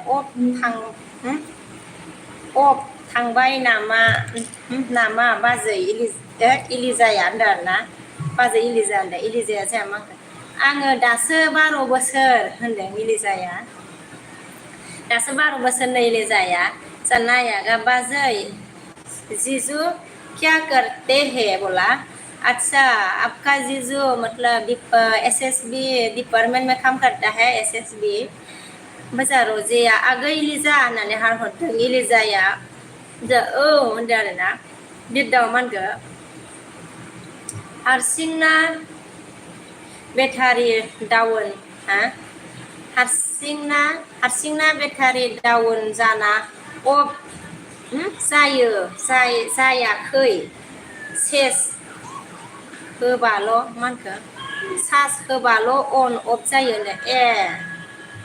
हारसिंनो बेटारि डाउन जाना अफ जायाखै चार्ज होबाल' अफ अन मतलब अन अफ जायो बिदि जादोंमोन आरोना मबाइला होमबा दा मोजां जाबाय होमबा ना बिरदाव नार्जारि ओमफ्राय जोंहा इलिजाया मा होनखो बिरदाव हाय आदा होनदों आरोना बिरदाव हाय आदा होनबाय जा बिरदावा मा होनखो दहाय 7आवनो बानायना लाबोदों आङो आफि सना होनदों ए बानाय दिनै इउससो खालामनाङामोनलै दिनैसो फाहामदोंबा होमबालाय बिरदाव आफा दुंखावोना जिरन होनोनो टाइम मोना जायोना मबाइलफोरखौबो ओमफ्राय इयावनो बिदि जालायलाङो खोमा गाज्रि ओमफ्राय गाखोआ जोंहा मा होनखो आंबो मा होनखो सिग्रासो आंबो सिग्रासोलै होनदों आरोना सिग्रासो आं बुजियासै हलै गाखोआ जोंहा मा होनखो सरि सेंग्रासोलै होनदों जोंहा गाखोआ आंबो सेंग्रासोलै होनदों नै गाखोआबो सेंग्रासोनो जोंहा ओमफ्राय जोंहा उमेशआ मा होनखो जानमनि ओइ माबा फिसाखौ बिहु सं जोंहा बिहु सं टाइप प्लिज बोला टाइप प्लिज फिसा होनाय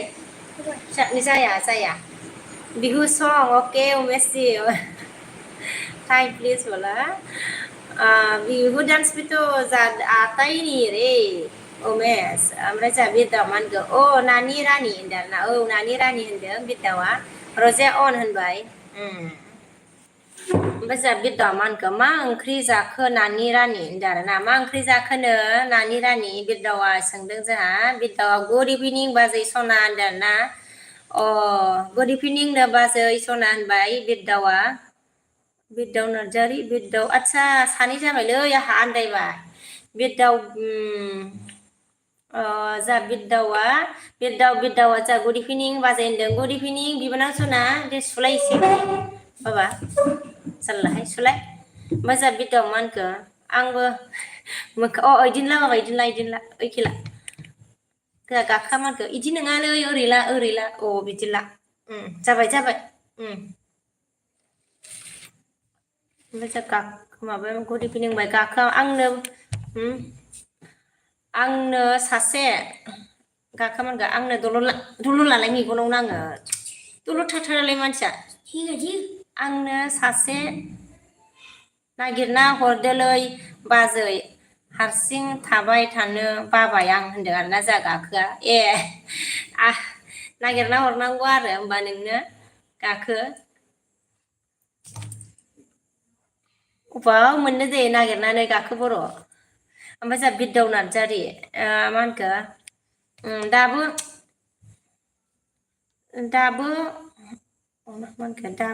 अना मबाइला होनदों दाबो आदसा जाबाय दाबो आंना मबाइला डिसप्लेया मा होनगोन डिस्क लाबार फान्थि जोबनाय सा खेवाखै होनदों फांथे जोबनाय फाहाम गोदानबा बिरदाव आफा फाहाम गोदानबा ओमफ्राय जोंहा एस फंबाय नुजाफैनो हादों आरोना Thank you yes फंबाय ओमफ्राय जा र'जिया अन जा नायागा ओके बाजै मैं फी फौजी हूँ बोला अच्छा आपकी फौजी है नायक जी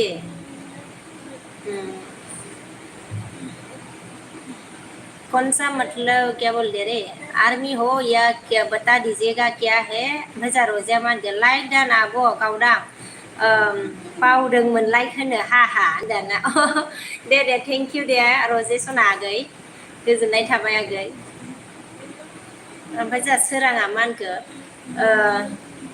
बोरो इलिजायालाय बाजै होनदो इलिजाया दंमोननो ओमफ्राय जोंहा सोराङा मा होनगौ ओंखारबाय नामा होनदो ओंखारबाय नामा होनदो ओंखाराखैमोन ने दंमोन ना थांबायसो नामालै ओमफ्राय जोंहा सोरां माबा सरि अनिन्दा 23 चेनेल ना हाय होनदों ना हाय अनिन्दा 23 चेनेल हाय थेंक इउ आंनि एलबि स्क्रिनाव फैनायनि थाखाय गोजोननाय थाबाय दे आं प्रफाइलखौ नुबाय दे बिरदावा जामानगो हाब सोर जाखो बिरदावालाय होनदों बिरदाव आन्दायबाय आदसा बिरदाव नालाय हाब सोर जाखो बिरदावालाय होनबाय आरोना जोंहा बिरदावा ओमफ्राय बिरदावा नोङो बारा बर' रोङालै बाजै होनदो नोङो बारा बर' रोङालै बाजै होनदो आरो ओमफ्राय इलिजाया जोंहा मा होनखो गुड आं दंलै होनदों दंनो नै इलिजाया नै सोर नागिरदोंमोनलै सोर नागिरदोंमोन माबा सोरां थांबाय सानदोंमोनलै इलिजा आगै नोंखौ दङलै नै दङ ओमफ्राय जोंहा अनिन्दा 23 जोंहा मा होनखो अनिन्दा 23 चेनेला मग ब्लू डी दिया बोला ओके ब्लू डी दिसे जा अनसुमा आरोना अनसुमा नुजाबाय नादो मा खबर गावदां आगै होनदों आरोना खबरा मोजां आंनिया अनसुमा जम्मु काश्मीर अके अनसुमा जम्मु काश्मीर खबर आंना मोजां नोंनिया माबोरै खिथादो दे ओमफ्राय जोंहा लेक्टना मा होनखो लागावना होखा आगैसो लासै होनदों आरोना आगैसो लासै हा ओरैसो आरोना लागावना होखा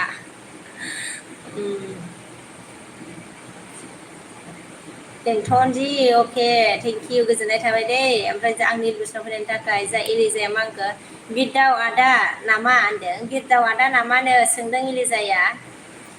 बिरदाव नङा माबासोमोन सोमखोर नामखौ बावबाय थायोलै सोरां सरि सोराङासो सोंदोंमोनलै इलिजा आगै जा लेंथना लाइक दानबाय आरोना थेंक इउ लेंथन लाइक होनायनि थाखाय गोजोननाय थाबाय जा गाखा मा होनखो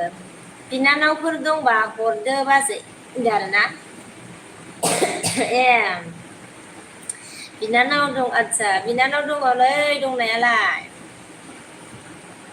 जागोन दे गाखो बर' ओमफ्राय जा अनिन्दा 23 चेनेला हाय होनबाय हाय ओमफ्राय जा बिरदावा अच्छा ब्लू दिया था नहीं हुआ है क्या ओमफ्राय जा बिरदावा मा होनगोन बर' आखरखौनो बुजिया माथो होनदों जा बिरदावा आदसा बर' आखरखौ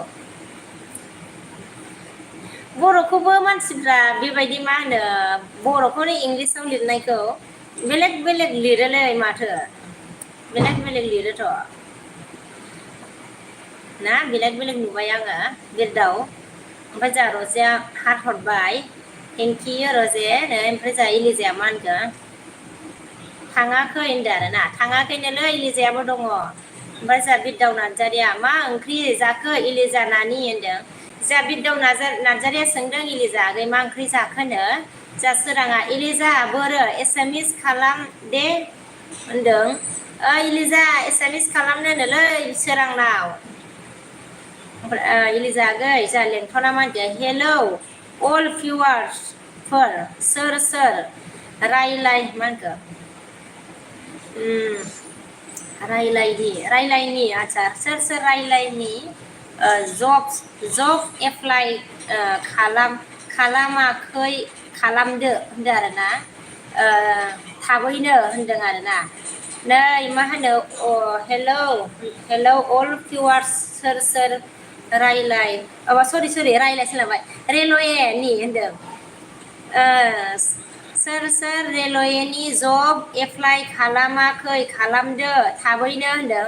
नै सोरबाफोर मा होनो जब एप्लाइ खालामनोबानो नै रेलवेआव जोंहा लेंथना खिथादों आरोना वार्निं होदों मानसि नोंसोरनो खिथादों आरो ना मोजां खबर गुड निउस ओमफ्राय जोंहा रजामोनखौ लेंथन होननानै बिदि नायबाय नै खायसे नायबाय नै नायखुमाबाय हनै मोजां नाया बाजै बाजै नों बोराय नाइटक अच्छा आपका पासा में लिखा है नायक जी नों बोराय नाइटक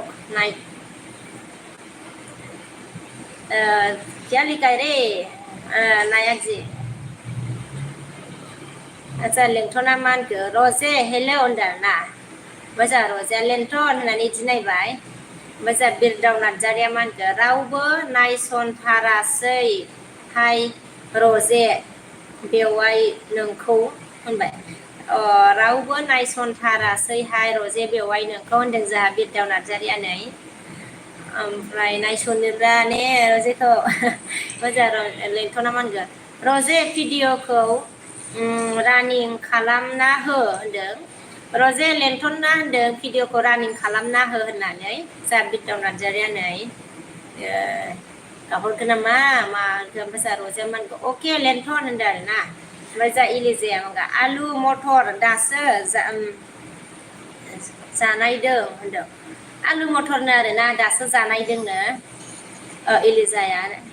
ओमफ्राय जोंहा सुनिल सफैनो हादों हाय होनदों हाय सुनिल दैमारि हाय ओमफ्राय जोंहा इलिजाया मा होनखो सोरां कमेन्ट चेक होनदों सोरां कमेन्ट चेक खालामनांगौनो इलिजाया थिनबाय नै ओमफ्राय जोंहा रजेया बिरदाव होनदों ओमफ्राय जोंहा बिरदाव नार्जारिया मा होनगोन मा ओंख्रि जाखो रजे बिउटि होनदों मा ओंख्रि जाखोनो रजे बिउटि सोंबाय जोंहा बिरदाव नार्जारिया ओमफ्राय जोंहा गाखो बर'आ नामा मा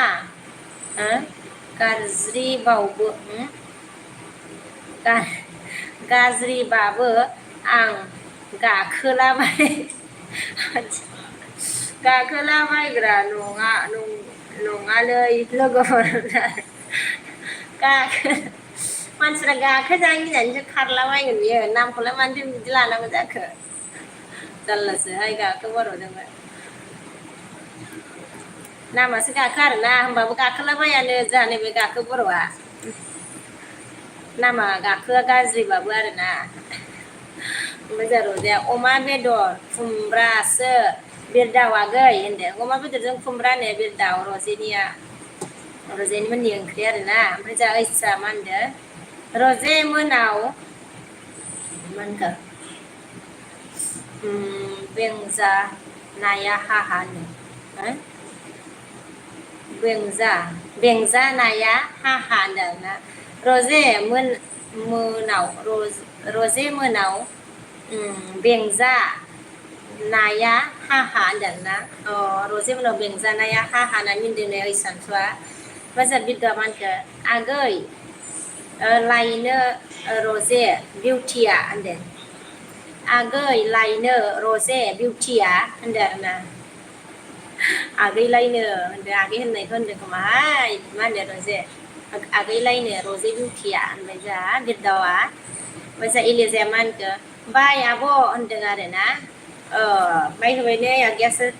आंखौसो होखो ना माखोलै इलिजा आगैयालाय ओमफ्राय जोंहा मिलन नुजाफैदों आरोना हेलौ होनदों हेलौ मिलन ओमफ्राय जोंहा रजेया हाय मा खबर ओइस मा खबर होननानै हारहरदों नै जोंहा रजेया ओमफ्राय जोंहा रजेया मा होनखो आगै बिरदाव होनदों रजेया जोंहा रजेया मा होनखो मिलननि हेलौ मा खबर दिनहैसो नुबाय नोंखौ होननानै हारहरबाय मिलन मा खबर दिनैसो नुबाय नोंखौ होननानै रजा हार हरबाय नै ओमफ्राय जोंहा रजा हा मिनिदों जोंहा लेंथना सोर रेलवेनि साख्रि एप्लाइ खालामाखैबा थाबैनो खालाम होनदों आरोना सोर रेलवेनि एप्लाइ खालामाखै थाबैनो खालाम होनदों जोंहा लेंथना ओमफ्राय जोंहा नाया गाबाजै होनदों ओमफ्राय जोंहा रजाया मा होनखो ओइ होननानै मिनिहरबाय ओमफ्राय जोंहा लेंथना मा होनबाय आङो बर' कमेन्ट मोजां रोङा दे अल फ्रेन्डस होनदों आरोना माथो मोजां लिरथारदोंलाय ओमफ्राय जोंहा बिजय गयारिया हाय होनदों आरोना हाय बिजय ओमफ्राय जोंहा बिद्दावा मा होनखो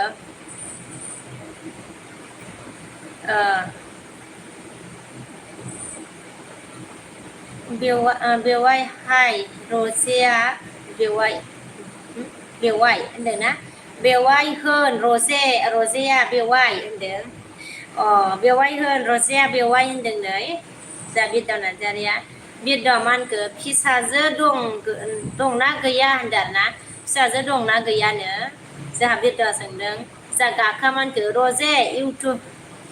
इउटुब चेनेल गैया नामा नोंहा होनदों नै जा गाखा सोंदों इउटुब चेनेल दंना गैयानो रजेया बेनो ना रजेनिया ओमफ्राय जोंहा मा होनखो रजेया बिरदाव दङ दे होनदों दङनो जा रजेया मा होनखो गाखो सोर जाखो रा होननानै नायबाय आरोना सोर जाखोनो जा लेंथना मा होनखो सोर फैगोन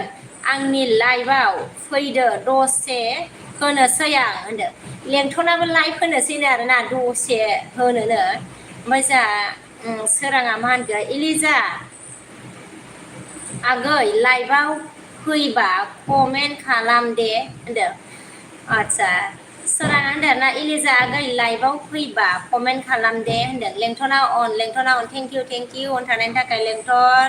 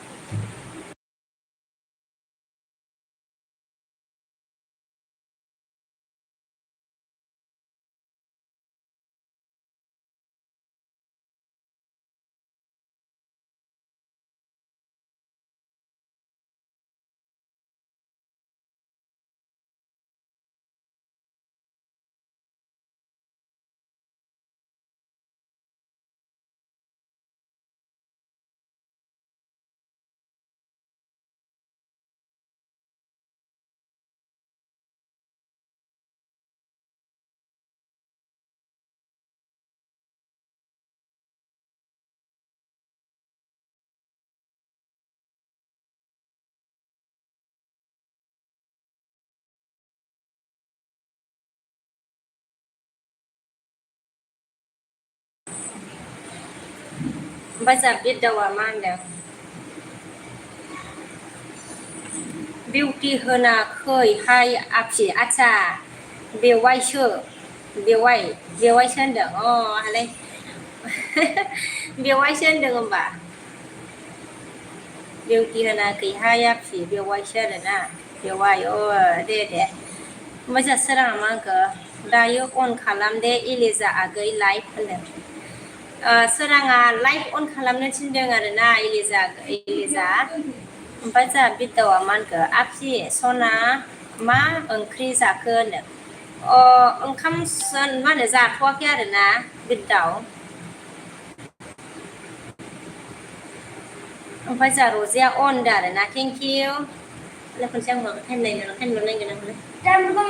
नङा दूसरा जगह में देखो अरे बता दे तुम दे दो तो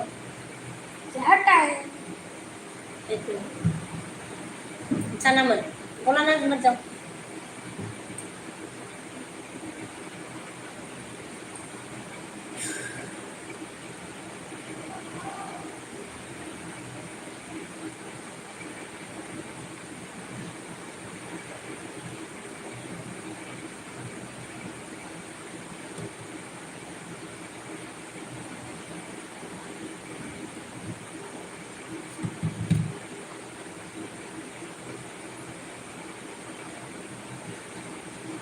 ले इसको देखो ना मतलब बिटो मान का थर थर थर बिहावखौ नो नामसो मख'यो थोर बिहावखौनो नामसो मख'यो होनबाय आरोना जोंहा आफाया दे दाना आफाल' होनसै आङो आफाल' होननोसै दे बिदाव नार्जारि मख'फ्रांबावबायसो ओमफ्राय जोंहा मा होनखो अनाहाया फिसना होनबाय अयनायहाया फिसना होनदों आरोना जोंहा बिदावा अयनाय जाबाय होनबाना नाम बुंनाया जारला दे ओमफ्राय बिदावा जोंहा नै आफाया गाबबाय आरोना ओमफ्राय जोंहा रजाया मा हा मिनिहरबाय जोंहा रजाया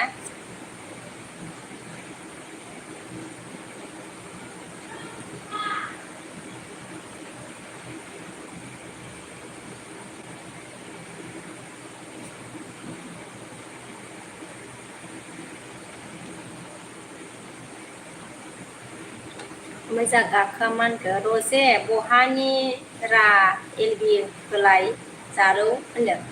नै मा होनो रजे मा होनो गाखोआ एलबि होनो थिनदों बहानिनो नोङो ओमफ्राय एलबि होनो थिनदों आरोना गाखोआ होलाय जारौ होनदों ओमफ्राय जोंहा हायथा नुजाफैनो हादों आरोना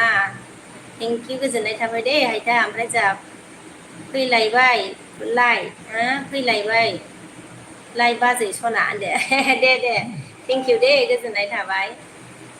फैनायनि थाखाय ओमफ्राय जोंहा नायागा बाजै होनदों आरोना मा होनो बिबोनां देबोरजि जोंहा रजाया मा होनखो गाखो आङो एलबि होआहाय हाहा होनदों एलबि होआनो रजाया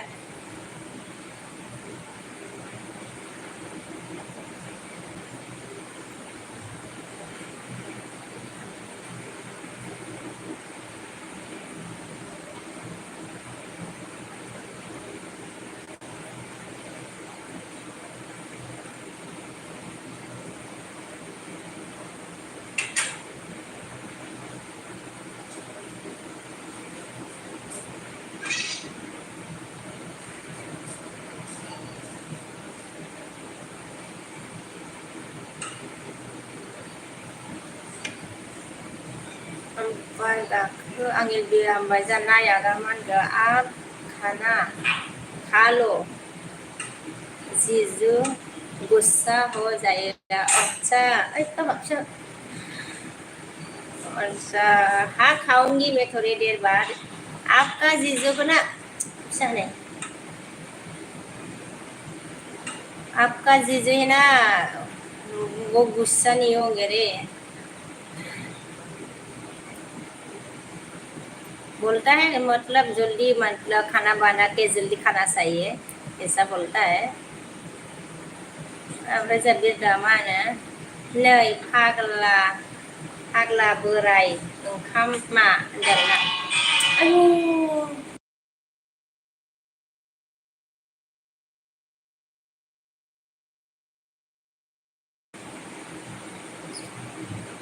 नै फाग्ला बोराय ओंखामा जाफैदोसो होनगोन नामा रा आफियालाय होनदो खाब नांरुलाय मानो बिदि होनो रा आफा खाबा थांफागोन माथो ओमफ्राय जोंहा बिरदाव आफा ओमफ्राय जोंहा बिरदावा मा होनबाय आयै ओमफ्राय जोंहा हायथाया मा होनगौ रजे अबेनि लै बाजै सना होनदों आरोना रजे अबेनिलै बाजै सना होनदों जोंहा हायथाया नायागा मा होनखो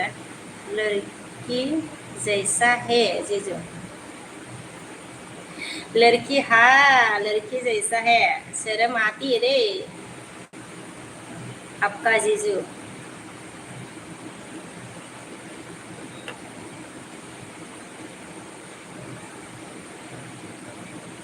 बिरदाव मा होनखो जोंहा बेवाय रजे नै दाना नोंखौ बिराद नायसनबाय होनबाय नै बेवाय रजे होनदों आरोना दाना बिराद नायसनबायनो नै मेगन सालायबाय खोमा बिरदावा होनो रजे सना ओमफ्राय जोंहा नायागा मा होनगोन शर्म आता है जीजू हाँ शर्म आता है जीजू को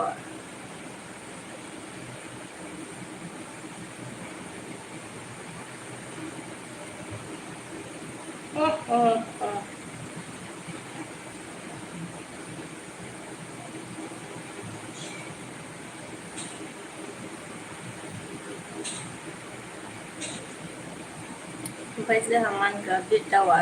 सोरखौ लाजिनो रोङा होनहरखो हा सोरखौ लाजिनो रोङा होनहरखो बिरदाव सोर होनाखै इदि रावबो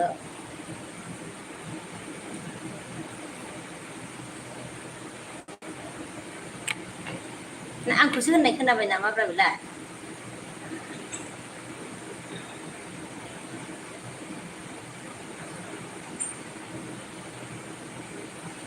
ओमफ्राय सोर नायागा मा होनगोन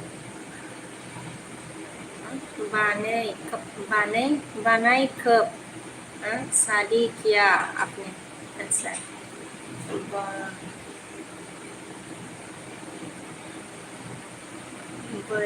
क्या बोला रे बनाई कब शादी किया आपने बाजै बोला ना बाजै कब अच्छा कब शादी किया आपने अरे मैं भूल गया रे कब शादी हुआ है मेरा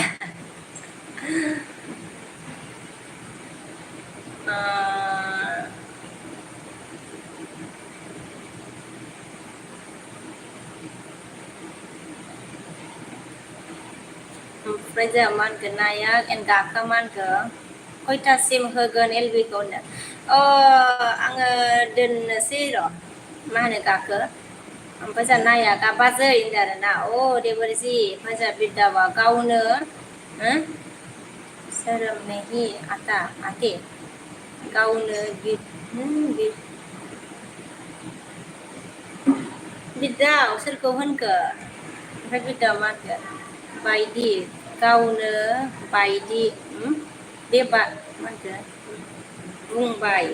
गावनो बुंबाय शर्म नहीं आते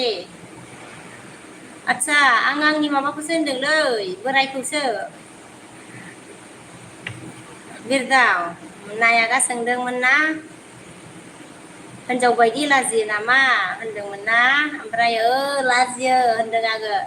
आंनि बोरायखौसो होनदोंब्रा आङो बिरदाव लाजियोलै बोराया हिनजाव बायदि ओमफ्राय जोंहा बिरदाव मा होनखो रजे बेवाइ हंख्ले होनबाय मा होनखो हंले मा दा माबा बुंबा माबा जालायगोन रजे बेवाइ होनबाय हंग्लि मा होनखोलै हंग्लि ओमफ्राय हाथाया मा होनखो बाजै बाजै सालाद नुदों दिनै सना होनदों सालाद हाथाया मा होनखोलै मा सालादलै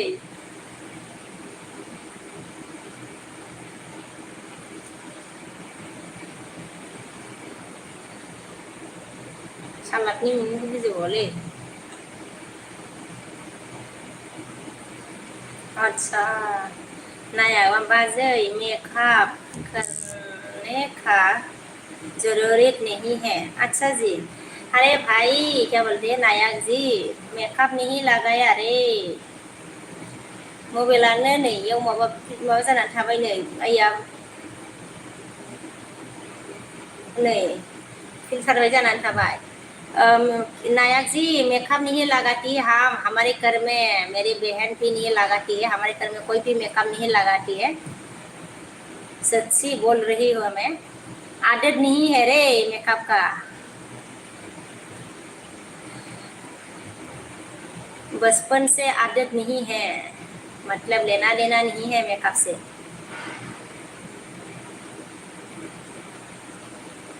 ये मेरे मोबाइल को ना ये फिल्टर हो गया रे, देखो जा क्या हो गया, बनाने से भी नहीं हो रहा, इसको फिर से बनाना पड़ेगा रुको। ओमफ्राय बे दाउना मा होनगोन गन्थंखौ लाबना दानख्लाबना होहाय आफि, आच्छा गन्थंखौ दानख्लाबना अ नंगौ नामा आफा? औ लाजियोलै एसे लाजिनाया खाराखै, ओमफ्राय जोंहा गाखोआ मा होनखो सिख्लाफोर फैथारा नामा एलबियाव होनदों ना गाखोआ, सिख्लाफ्रा फैनानै थांबायलै मालाय माथो ना इलिजा मोनहा आगैमोनहा थांबाय माथो ना गाखो बर' गैया फैया सिख्लाफ्रा नायस'ना नुस'ना माथो। ओमफ्राय जा हायथाया मा होनखो भाभी को बहुत सुंदर देख रहा है, अके बोखारनो नागिरबाबो जायासैलै नै मा जानानै थाखो, एकदम मेकआप दाफबनाय बायदि नुजोबबाय।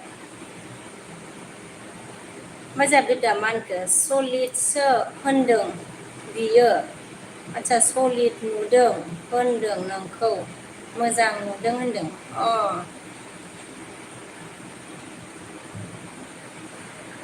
बिदिसो होनदोंबा होनदों। मोजां महेसरा हेल' होनदों ना, हेल'। ओमफ्राय नायागा सब्सक्राइब कर दो बोला, सब्सक्राइब कर दो, नायक ने बोला सब्सक्राइब कर दो। ओमफ्राय जा देबस्वर बर' आरोना, बाजै आदाया नोंखौ बोरै मोनखो गोसथोना होनदों, ए गोसथोलायनानै मोनबाय।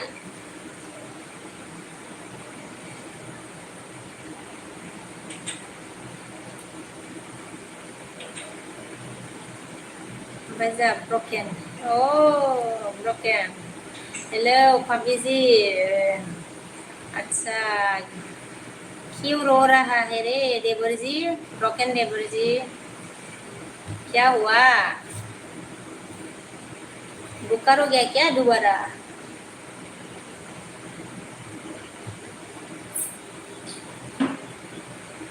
आंना माबा बेटारि माबाबाय,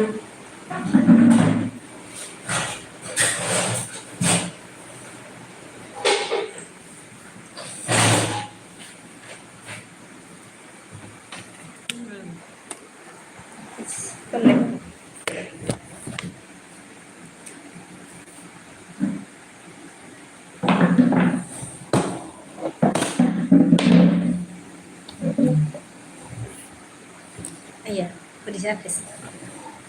भाभी जि र'रा लेखाखौ सोहैदोलै नोङो नै ओइ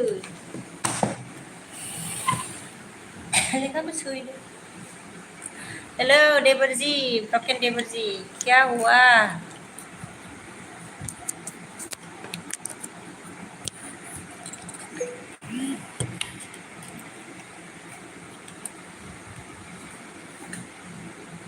ओमफ्राय जा महेसरा मा होनखो ओंखाम जाबाय नामा बाजै होनदों आरोना, ओंखाम जाथ'वाखै महेसर, ब्रोकेना ब्रोकेन इतना क्यों रो रहा है,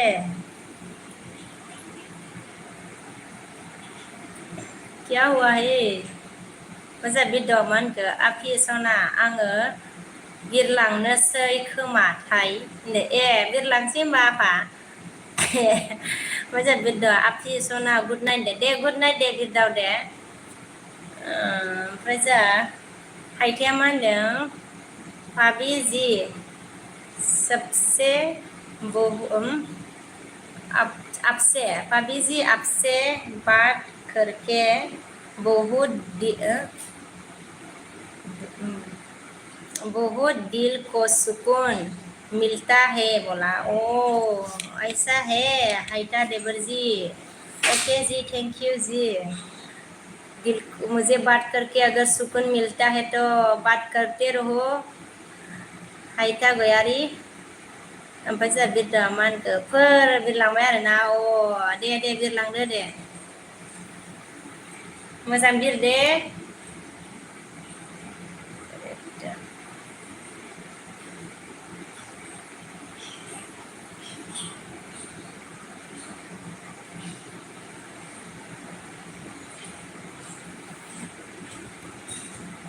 ब्रोकन भाभी जी क्या हो गया रे ब्रोकन खाना मतलब खाना खा लिया क्या ब्रोकन ओमफ्राय गिता मा होनगोन दा समायना समायना सिख्लाफोर नुबा बिरबोफिनगोन आं अ दे मा होनो बिरै बिरै गिदिंनानै नागिरहै दे अबा अबा समायना नुयो खोमा ना ओमफ्राय दा आरो आंनाव जुदि समायना सिख्लाफोर नुयोबा बिरबोफिनदो आरो दे बिरदाव ओमफ्राय जोंहा हायथाया मा होनगोन भाबिजि गुड नाइट दे गुड नाइट दे हायथा गुड नाइट हायथा गयारि हायथा देबरजी गुड नाइट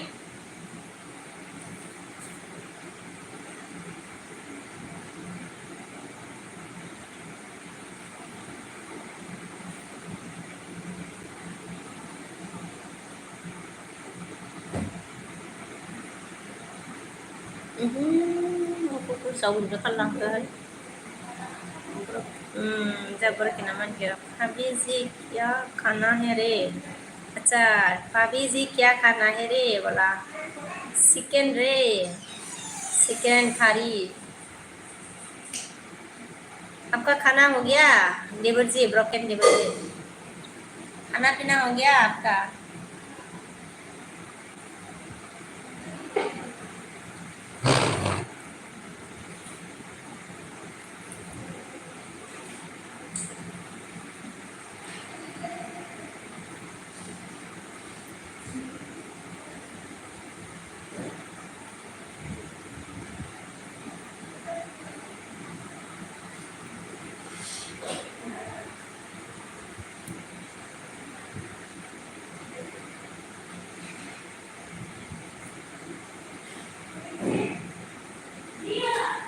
बैग को ले ले स्कूल बैग को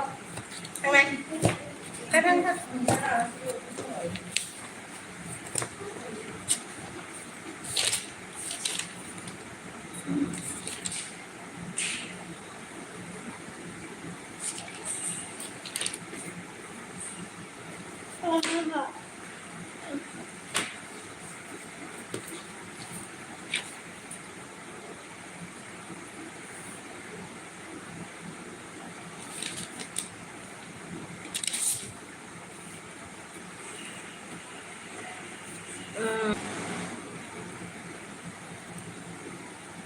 ब्रोकन क्या बोला भाभी जी क्या खाना और मेरा खाना नहीं हुआ है भाभी जी बोला अच्छा आपका नहीं हुआ है ओके ओके ब्रोकन देवर जी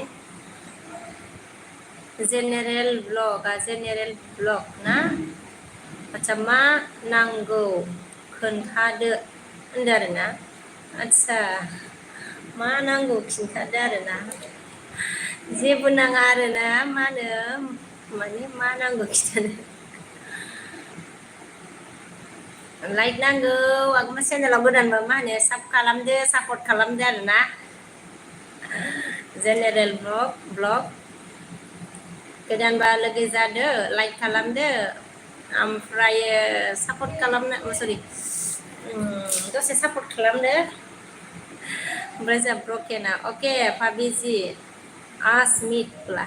हाँ जी ब्रकेन देवर जी आज मीट है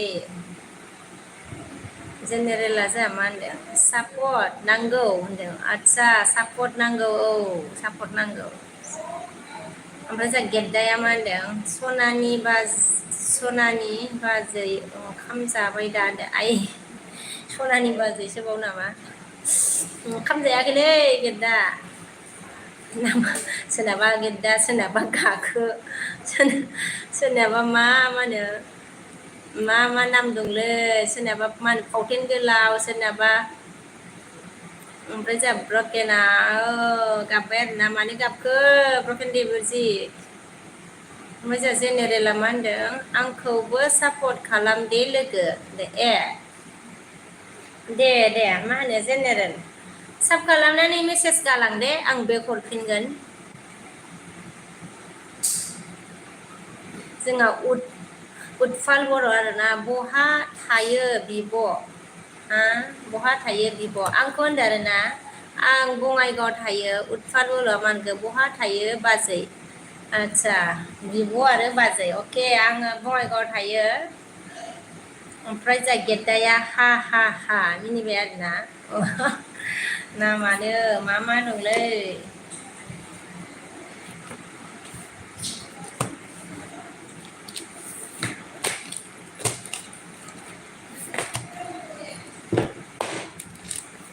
दंबावोसोलै ब्लेक कब्राबो दं ओमफ्राय मा मा दं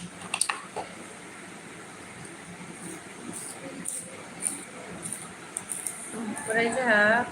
फुटबल बोरमा मा होनगो गुमैयालाय होनदो गुमैया मा होनो डिउटियावसो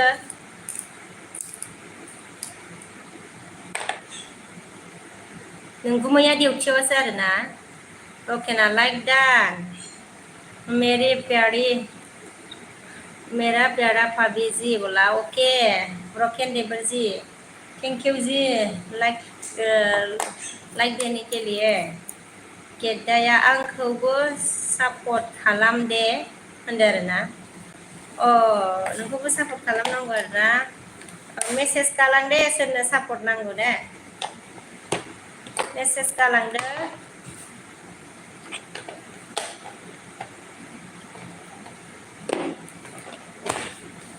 ओमफ्राय जा नायागा बाजै होनदोंना बेबो नां नायाक देबरजि बोलो ओमफ्राय जा जेनेरेला मा होनखो ब्लेक कब्रा रावखौ खोनाबा जि मिनिनो ओंखारो आंखौ होनदों आरोना नंगौ नामा जेनेरेल मिनिथावथावखाबा बेखायनो मिनिनो ओंखारो आरोना नामखौ मा मा लायो बेखि नाम जायो आरोना फेमास आरो खिन्थु ब्लेक कब्रा आरोना बिराद फेमास खिन्थु मोजां गाखो बर' मा होनगो अखा हायाखै नामा बिमा दे आच्छा अखाया फ्रि फ्रि हादोंमोन आरोना ओमफ्राय दायो दहाय हादोंमोन फ्रि फ्रि ओमफ्राय दा गैया नामाथाय गाखो ओमफ्राय जों नायागा मा होनखो बाजै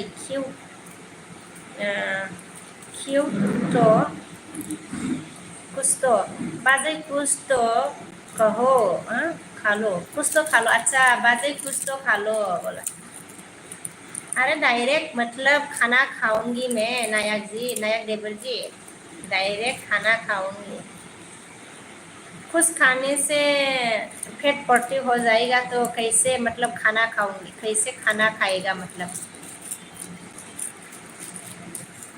ओमफ्राय जा ब्रकेना मा होनगो अच्छा भाभी जी जाने का टाइम में एक बार किस करो अच्छा ब्रोकेन जी जाने का टाइम में एक बार किस करो ओ माय गॉड जाने का टाइम पे किस चाहिए कहाँ से दूर है इसमें तो नहीं है ब्रोकन देवर जी इसमें तो नहीं है कहाँ से दूर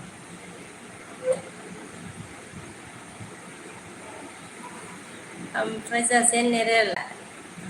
गेद्दा लिंहर कमेन्टआव होनदों मा होनो गेद्दा लिंहर कमेन्टआव होनदों जोंहा नै जेनेरेला गेद्दा ओमफ्राय जा गाखोआ मा होनखो हिमालयायाव जाहैनोसै फै बाजै गोथाव गोथाव होनदों आरोना सोर जाखोब्रा गाखोआलाय आय' हिमालयायाव आच्छा गोथाव गोथाव जाहैनोसै आरोना खिथाला नामाब्रा गाखोआ सोरमोन ओमफ्राय जा उतफाल होनदो गुमै मा मावो आब' होनदो नों गुमैया माबा SSB आव आरोना ओमफ्राय जा ब्रकेना गाबहरबाय आरोना ब्रकेन देबरजी क्यों रो रहा है रे अच्छा जा अनजालि आगै नुजाफैदो आरोना थेंक इउ आगै हेल' होनदो हेल' आगै हेल' ओमफ्राय जोंहा जेनेरेला मा होनखो ब्लेक कब्राया थास' बिबार आब' थास' बिबार थास' बिबार आब'मोननि खिनायनि नाथुरेल मुलिसो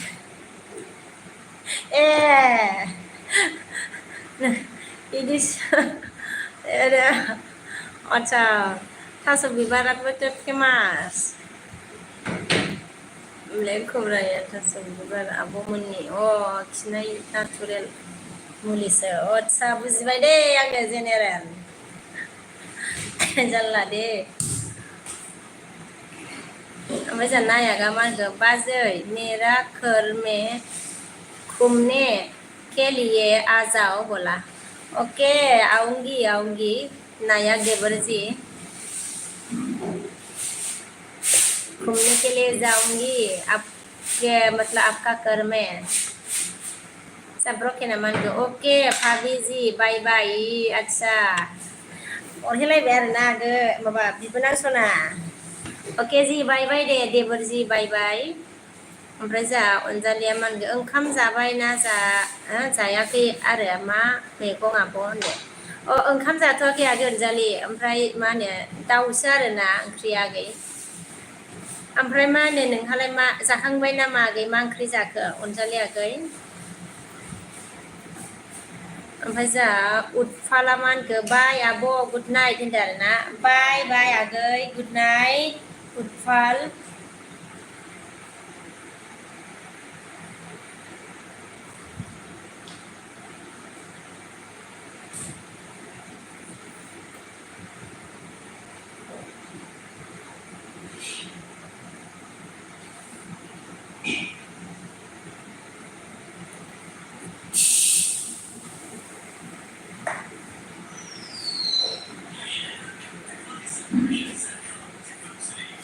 जेनेरेला मा होनदो जोंहा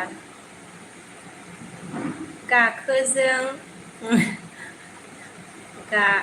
गाखोजों जायो गाखोजों दाथांखा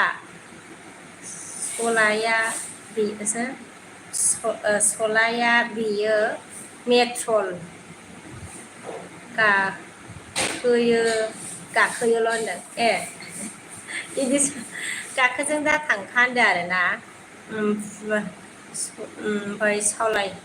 सलाया बेयो होनदों ना सलाया बेयो मेट्र' गाखोयोल' होनदों आरोना आदसा सलाया बियो गाखोयोल' आदसा बुजिबाय दे आङो बुजिबाय दे मा होनो मा होनो जेनेरेल जानलालै नोंजोंबो जेनेरेल ओमफ्राय जोंहा अनजालिया मा होनदों आगैया जाखांबाय आं लाइ बिलाइ ना गोरान बाथोनसोमोन गोथावानो दे अनजालि आगै खबरा माबोरै अनजालि आगै ओमफ्राय जोंहा मिलन सफैनो हादों लाइक थुबाय होनदों ना दे थेंक इउ गोजोननाय थाबाय दे मिलन ओमफ्राय जोंहा मिस्टार इण्डिया हेलौ होनदों ना हेलौ मिस्टार इण्डिया ओमफ्राय जोंहा गाखोआ मा होनखो थांमारबाय बाजै मा होनखो थांमारो फै बाजै जाहोगोन आं होनदों आरोना ओरैनो गाखोखा आरो जाहोबावगोन नोङो बाब्रे बाब गाखोआबो ओमफ्राय जोंहा मिलना आदसा मिलना ओमफ्राय जोंहा मा ओंख्रि नार्जारि आरोना नै नाम मा नाम लायोलै मा ओंख्रि नार्जारि सफैनो हादों जोंहा नै थेंक इउ हेल' बाजै हेल' बाजै हेल' बाजै हेल' बिबोनां सना हेल' मा ओंख्रि नार्जारि आरोना ओमफ्राय जोंहा अनजालिया दं आब' बिदिनो खबरालाय होनदों आरोना दे आगै ओमफ्राय जोंहा मिलना मा होनबाय डिउटिखा बाजैया होनदों आरोना नंगौ नामा मिलन बिबोनां सना थेंक इउ दे जोंहा चित्तरन्जन आगै नुजाफैदों हाय आब' आं फैबाय होनदों फैबाय आरोना आगै दे गोजोननाय थाबाय दे आगै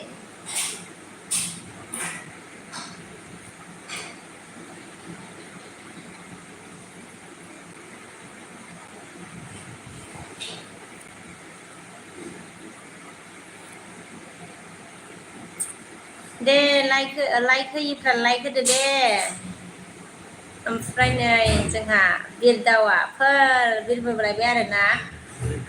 बिरबोफिनबाय आरो नों आफा ओमफ्राय चित्तरन्जन आगैया मा खालामदों आब' होनदों ए मा खालामदों आब' जेबो खालामाखैलै आगै नै ओमफ्राय जा अनसुमै नुजाफैनो हादों नै बिमा सना आं नोंखौनो नायनो फैलायबाय ओंथि आंनि जिउ बाबु बिमा होनदों अ थेंक इउ दे अनसुमै सना गोजोननाय थाबाय दे अनसुमै ओमफ्राय जा चित्तरन्जन आगैया मा ओंख्रि जाखो आब' होनदों आरोना ओंख्रिया जोंना मा होनो दाउ बेदरसो जागोन आरोना बेखौनो रोसि जानोसै आगै ओमफ्राय जा बिदावा आफि सना होनदों आरोना मा जाखो आफा मोनासै नामा आफा बिरै बिरै सिख्ला नागिरनानै ओमफ्राय जा गाखोआ मानखो बोराया नाङा नामा हा नोंनि बोराया नाया नामा नोंनि एलबि होनबाय बोराया सोलाबालै बोराया डिउटि दंना ब्लु होना हो होनदो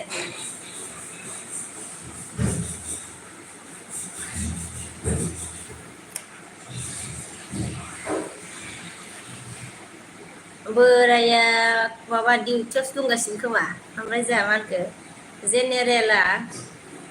गावजों गाव सापर्ट खालामलायबासो जोंनि बर'फोराबो रावबो गोरिब जानाय नङा बेखाय होनदों आरोना बेखायनो जायनि आखाइयाव मबाइल दं बे मानसिफोरा इउटुब चेनेल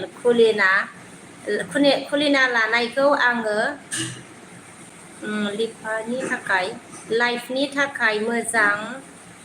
लामाखौ नुहुरो होनदों आरोना अ जेनेरेला नै जोंहा जेनेरेला मा होनो बिराद मोजां माबा लिरबाय आरोना औ नंगौ आरोना ओमफ्राय जोंहा बिदावा मा होनदों मा जोखोब्रा अनसुमै फिक्स मा होनखो सरि अनसुमैनि पिकचार नायनां होनदों ए आदसा बिदाव आफा बिदिसो नोङो अनसुमैनि पिकचार नायनोनो हनै अनसुमै जोंहा मा होनो बिदाव नार्जारिया ओमफ्राय जोंहा मा ओंख्रि नार्जारिया अन बाजैनो अ थेंक इउ दे अन थानायनि थाखाय जोंहा मा ओंख्रै लाइक होआखैबा लाइक होदो दे मा ओंख्रि नार्जारि बिबोनां सना जोंहा बिदावा मा होनखो आदसा हाथाय खिथाबाय नामा बिदावालाय जोंहा आफाया ओमफ्राय जोंहा बिदावा ब्लु हो होनबाय नै होबाय आङो दे बिदाव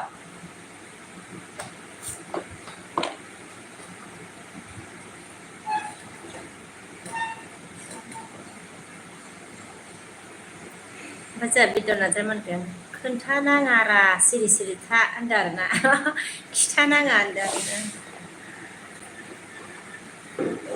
लोगो गैयाबा लोगो जानोबो नोङो होमबालाय बिदाव माबा मा होनोमोनलाय अनसुमैजों ओमफ्राय जोंहा माबाजों बिदावा जोंहा बिदि माबाबाय ओमफ्राय जोंहा गाखोआ मा होनगोन जेनेरेल सदेहल बाया मा होनखो सदेहल जेनेरेल सदेहल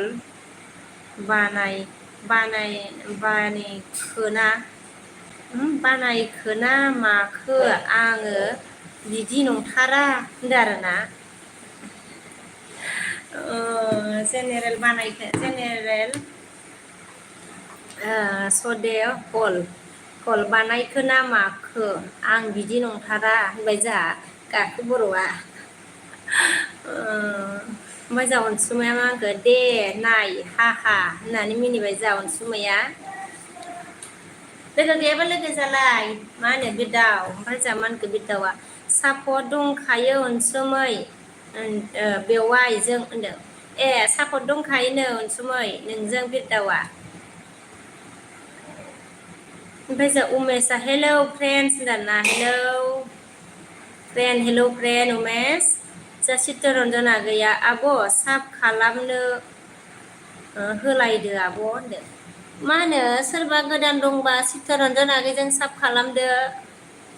कोई नया है तो चित्तरंजन मतलब मुसाहारी से भी जॉइन करो जॉइन हो जाओ चित्तरन्जन आगैया मा होनखो आंखौ होनदो आरोना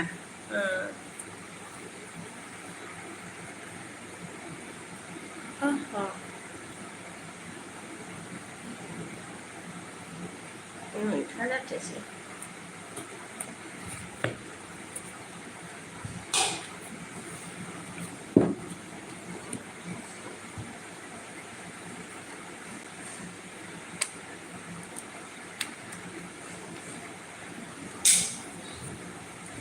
चित्तरन्जन आगैया आंबो साब खालामगोन रिटार्न होनदों आरोना सोरबा गोदान दंबा चित्तरन्जन मुसाहारिजों जयेन जादो ओमफ्रायो बेक साब खालामगोननो आरोना जोंहा महेश्वरा हेल' होनदो आरोना हेल' महेश्वर हेल'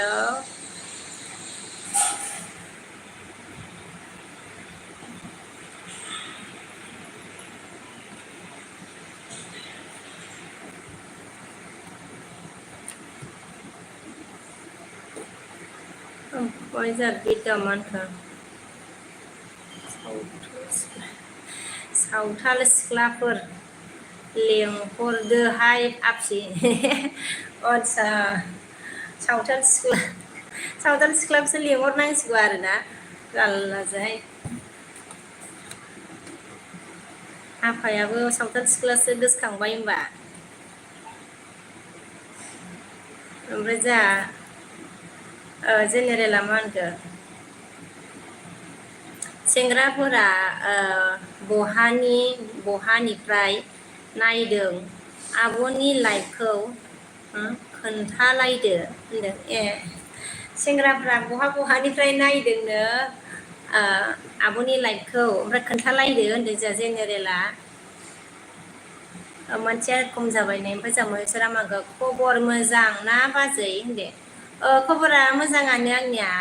महेश्वर ओमफ्राय नोंनियालाय माबोरै खिथादो दे ओमफ्राय जोंहा अनसुमैया दे आंनि ओंखि बिरदाव होनदो जोंहा अनसुमैया ओमफ्राय जोंहा महेश्वरा मा होनदो महेश्वरासो सरि महेश्वर नङा बे मा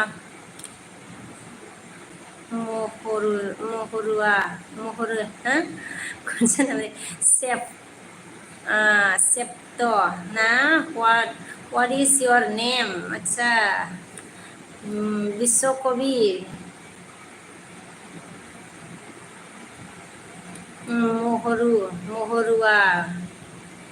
महरुआ ना ओमफ्राय जा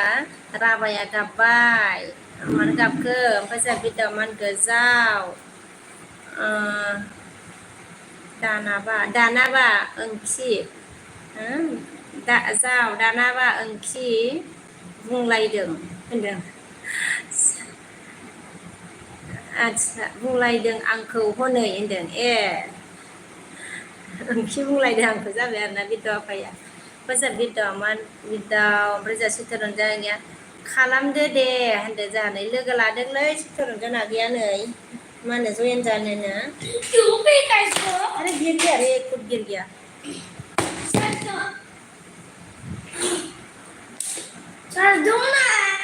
इसमें सांस नहीं है थोड़ी देर के बाद दे दूंगी ना ओमफ्राय मत जाओ ओमफ्राय जोंहा मा ओंख्रिया मोजां मा होनगौ अन बाजै होनदों ना थेंक इउ दे अन थानायनि थाखाय गोजोननाय थाबाय महेश्वरा जोंहा अन थेंक इउ महेश्वरा जोंहा आंनाबो मोजां होनदों आरोना दे मोजां जानांगौ आरोना खबरा होनबाय ओमफ्राय जोंहा बिया मा होनखो हाय होनदों आरोना हाय बि मुसाहारि जेनेरेला जोंहा मा होनखो आब'खौ नुनाय बादि मोनदों आं बहाबा होनदों आरोना बहाबा नुखांबायदां होनबाना ओइ ओमफ्राय जोंहा चित्तरन्जन आगैया मा होनखो देलै रजा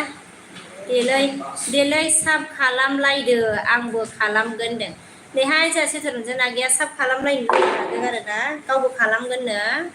ओमफ्राय जोंहा राबाया मा होनखो नुजाथावला आं एलबियाव होनबाय नुजाथारला आं एलबियाव होनदों मा जाखोब्रा राबा मानो नुजाला जाखो सुइस अफ कर लिया देख ओमफ्राय जोंहा मा होनखो अमे आच्छा अमे प्यार से मैं बीके बोलते हैं बोला प्यार से बीके okay Amit ji thank you जी मोजां चित्तरन्जना गैया बा मा रावबो खालामथारा माथो होनदों आरोना रावबो खालामथारा होननानै दुखु जाबायलै जोंहा चित्तरन्जन फंबाया ओमफ्राय जोंहा महेश्वरा मा होनखो फंबायनि नामखौ खोन्थानो हागोन नामा बाजै फंबायनि नाम सोर मा होनो फंबाय माने महेश्वर फंबाय माने सोर फंबायनि नामखौ आंनि बोरायनि नामखौ नामा मोजां राबाया लाइक दानदो आरोना आइथा लाइक होनानै गाबबावबाय लाइक होनांनायसो गाबबाय नामाब्रा राबायालाय माबा जोबाय दे लाइक होनानैसो गाबबावबाय माथो ओमफ्राय जोंहा बे दाउआ आङो अराय समनि थाखाय बिरलांनोसै दे आफिसना होनदो ए दे बिरदाव आफा दे जागोन दे ओमफ्राय जोंसार नुजाफैनो हादों गुड नाइट आरोना गुड नाइट अखाफोर हरबाय सान हरबाय आरो मा हरखो जोंसारा ओमफ्राय जोंहा जेनेरेला मा होनगो आब' दोनथ'नोसै आं दे नोंनि टेक्स्ट भिडिअखौ नेक्स्ट भिडिअखौ आच्चा नेनानै थाबाय आंबो सानसे फैगोन इउटुबाव उइट होनदो आरोना दे जागोन दे जेनेरेल जागोन दे ओमफ्राय जोंहा मा होनखो राबाया बिनानावफोरनि मोखां नुबानो गाबनो ओंखारो बिदिसो जाबाय होमबा हेलमेट हमनानै फैना मा होनो राबा ख्लोब खाख्लुबनानै फै एकदम ओंखायनो गाबदों आरो होमबा नोङो ना राबा दा राबा ब्रादार ओंखायनो गाबदों होमबा नोङो हेलमेट हमनानै फै होमबा गाबनो ओंखारोबा आरो ससमा गानबाबो जागोनलाय मोजां महेश्वरा मा होनगोन नोंनि फिसालानि नामखौ सो होनदों आं आंनि फिसालानि नामा प्रियान फिसालानि नामा प्रियान जोंनिया आंनि आरोना ओमफ्राय जोंहा चित्तरन्जना मा होनखो आगैया मा खबराबो सनान दे खबरा दं आगै बिदिनो आरोना मोजांबो मोजां गाज्रि गेजेरावनो दं आगै सना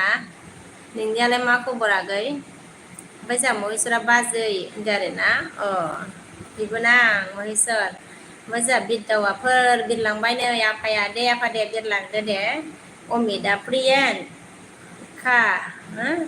कहाँ है बिके प्रियन को क्या बोलूं हे उधर मुझे चित्तरंजना सॉरी उमेदा सो गया क्या भी अरे अभी सो गया है खेल रहा था खेल मतलब खेलते मतलब सो गया है मुझे चित्तरंजना मान गया आब' आंना गार्लफ्रेन्डआबा लोमजादों एग्जामबो जागासिनो नंगौ नामा आगै लोमजादोंबो एग्जामबो जागासिनो आरोना मुलि जानो थिनहराखै एग्जामबो जादोंबा ओमफ्राय जोंहा महेश्वरा होनदों आरोना थेंक इउ जोंहा अमिता मा होनखो मोखां मा खालुफानाय खुलुमनाय मा सोंखोब्रा अमि मोखां मा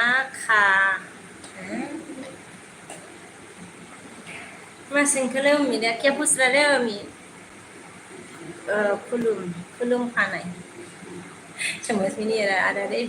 जा अनसुमाया मा होनगोन जेनेरेल आङो नोंजों लोगो जाबाय दे होनदों जेनेरेल नोंजों लोगो जाबायनो थांबायसो नामाथाय जेनेरेला अनसुमाया लोगो जादोंमोननो कमेन्ट हरनानै दोनलै अनसुमाया हरफिनगोनदां दा थांबायसो नामा थांनोसै होनदोंनो ओमफ्राय जोंहा चित्तरन्जना मा होनखो बारा मोजां नंथ'वा दे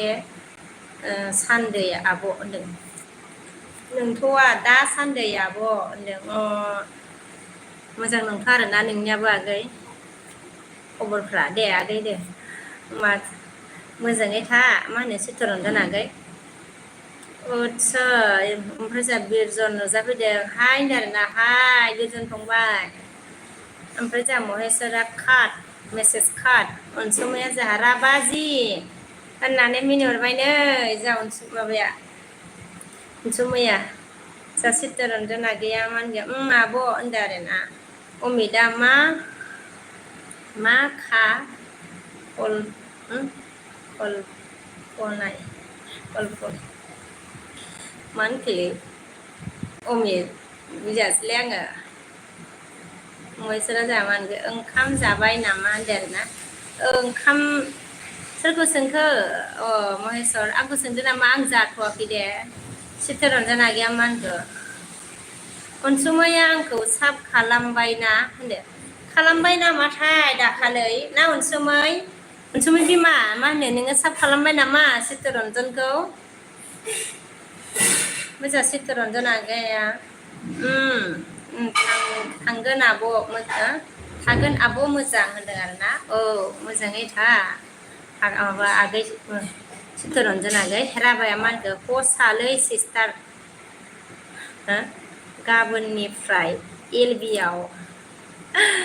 गाबोननिफ्राय एलबिआव फैनाय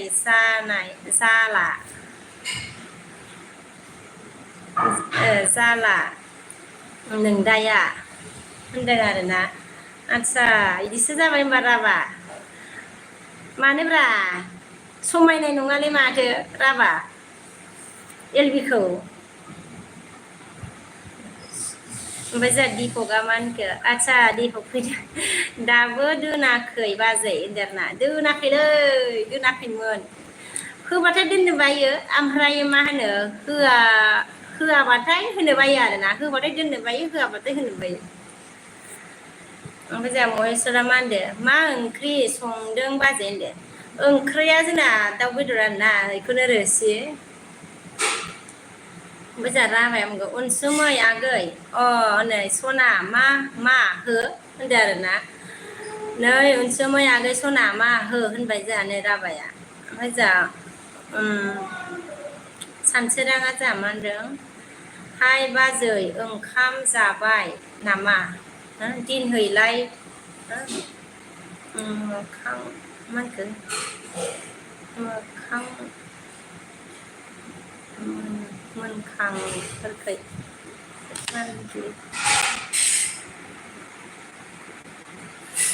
मा ओंख्रि आदसा जि हाय बाजै ओंखाम जाबाय नामा दिनहैलाय मा ओंख्रै जाखो आङो लाइकबो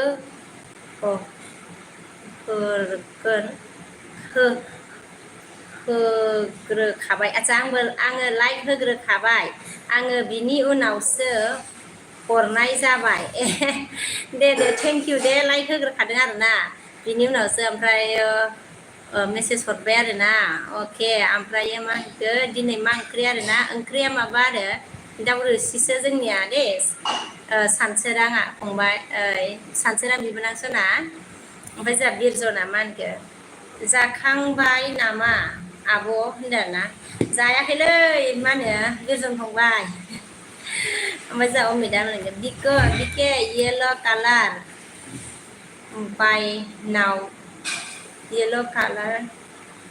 बायनाव नों मोजां गाव मा होनखो अच्छा उम्मीद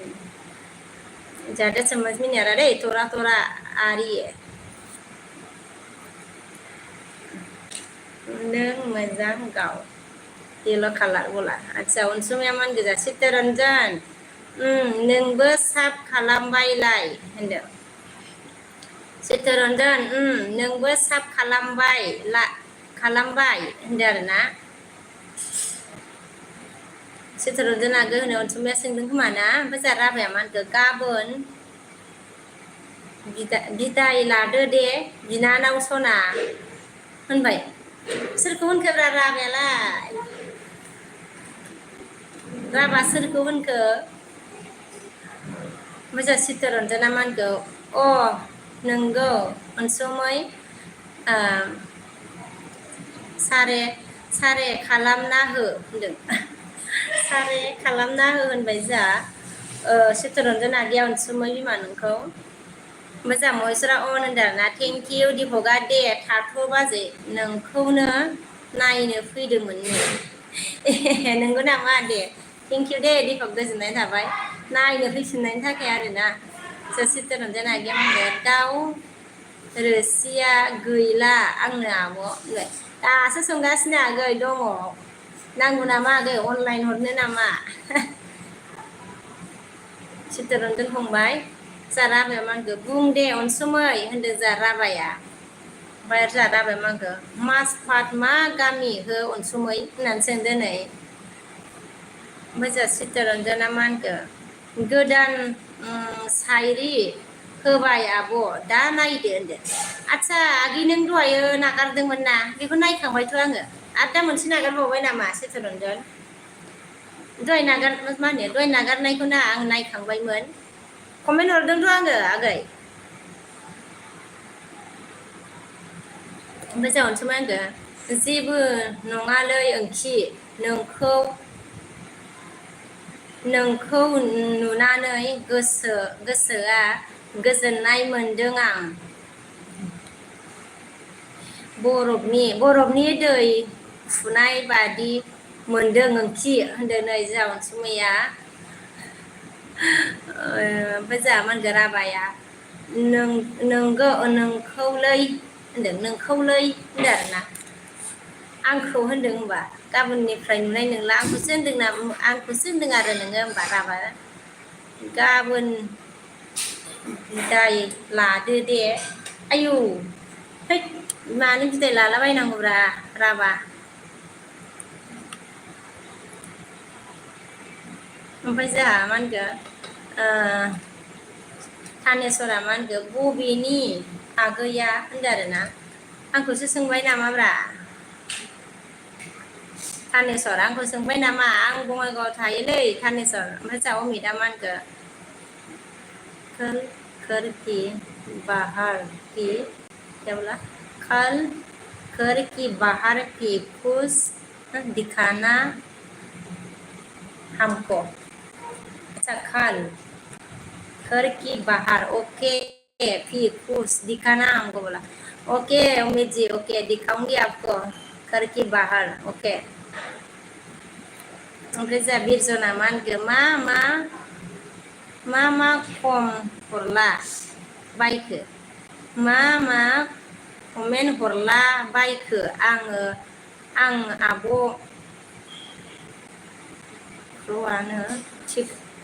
खर'आनो थिग जायाखै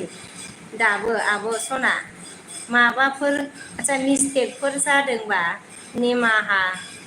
निमाहाजों दे आब' सना मिस्टेक कमेन्ट फैयाखै माथो बिरजन फंबाय जेबो नङा दे आदसा खर'आ थिग जायाखै आरोना आदसा जेबो नङा दे बिरजन खर' थिग गैया मा होनो थिग जायाबाबो सापर्ट होदों आरोना थेंक इउ दे गोजोननाय थाबाय बिरजन फंबाय ओमफ्राय जोंहा चित्तरन्जन आगैया दे होनदों आरोना चित्तरन्जन आगैया नुदों मा होनदों नुदों आब' कमिउनिटियावबो रिप्लाइ खालामदो होनदों आरोना आदसा जागोन दे जागोन दे मा होनो चित्त फंबाय ओमफ्राय जोंहा राभाया होनदों आरोना मा नुनाय नंला राभा ब्रादारालाय मा जाखो दुखुसो जादों नामाब्रा ओमफ्राय जोंहा सानसोराङा मा होनखो बाजै नोंसोरनिथिं अखा हादों नामा होनदों अखाया दहायसो एसे हादोंमोन आरोना ओमफ्राय दा मा होनो गैया अखाया ओमफ्राय जोंहा अनसुमैया मास राभाया मा होनदों थाथ'दो आगै दे होनदों नै जोंहा राभाया थाथ'दो होनबाय आरोना थांसै होनबा राभा नोङो होनबा दे ओमफ्राय जोंहा अनसुमैया मा होनगोन गदाबिल ना गदाबिल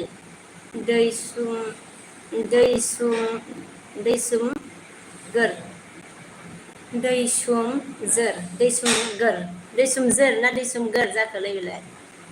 आखाइयाबो गावदाबिल दैसुमगोर होनदो आरोना गामिनि नाम जाखोना माखोब्रा अनसुमै मोजां राबाय आङो अनसुमै होनदो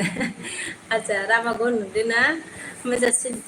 सितर आगैया मा होनखो आङो खोनायासै आब' माखौ जागोन दे होनखो नों माखौ जागोन दे होनखो नों फुंनि मा होनखो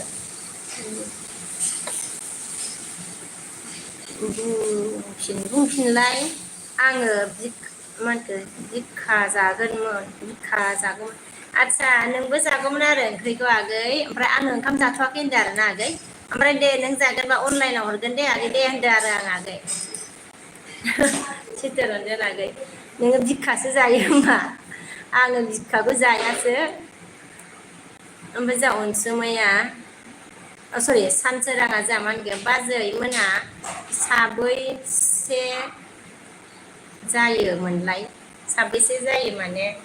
आङो फिसाला आं थायो आरोना ओमफ्राय बोरायाबोथ' मालाय केम्पआवसो थायोना सानसोरां ओमफ्राय जा गाखोआ मा होनखो ओंखाम जाबाय आंहा बिमा होनदों ए गाखो ओंखाम जाखांबाय आरोना मा ओंख्रिजों जाखोब्रा गाखो ओमफ्राय जा खैलास नुजाफैनो हादो हेल' होनदो आरोना हेल' खैलास बिउटिफुल गार्ल अके हेल' वेलकाम कैलासि ओमफ्राय जा अनसुमाया मा होनगोन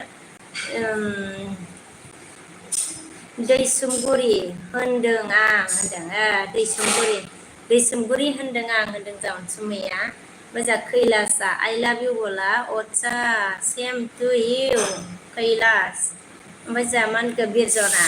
र' दे आब' आङो रुमावहाय थांग्रोनि दे आब' अखा हाबाय दं होनदो ए दे जागोन दे फंबाय बिरजन अखा हादोंबा थांदो दे रुमाव थांग्रोदो दे मोजां दिम्पोल नुजाफैनो हादों आरोना हाय बिउटिफुल देरना हाय दिम्पोल ओमफ्राय सित्र फंबाया मा होनखो औ आब' इखौ होननाय मा होनखो होनाखि नों इखौ होनाखै नों दानि जागोन दे होनदोंमोन माखौ होनदोंमोन नों ए आगै नोङो मा होनो कमिउनिटियावबो मा होनो नायनो ना कमेन्ट हरनो थिनदोंमोन ना आगै चित्तरन्जन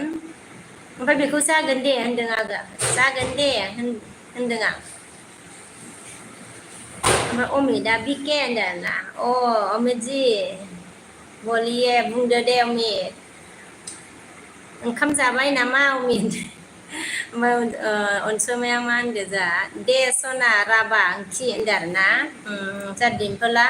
हाउ आर इउ होनबाय आरोना आच्छा मैं ठीक हूँ आप कैसे हो डिम्पल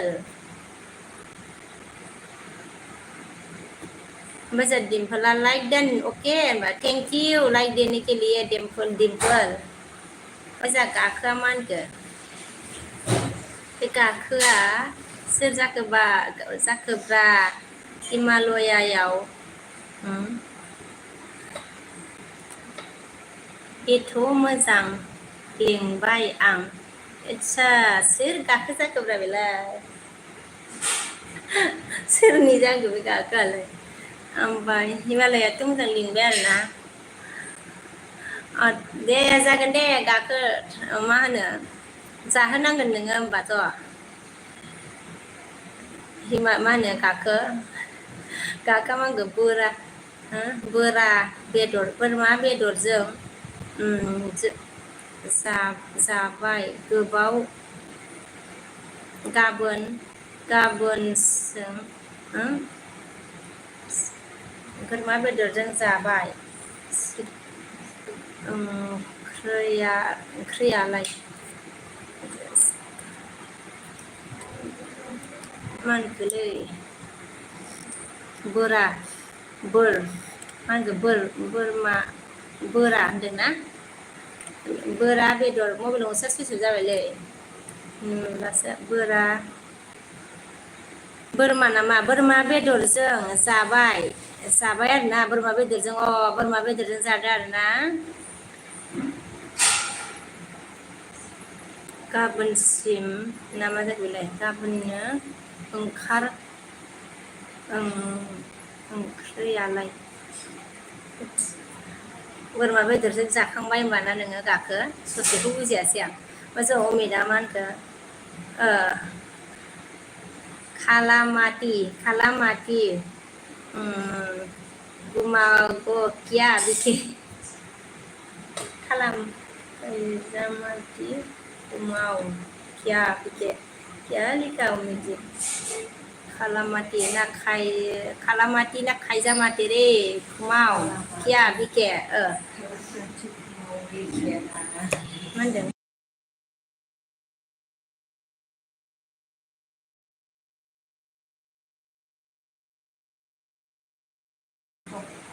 ओमफ्राय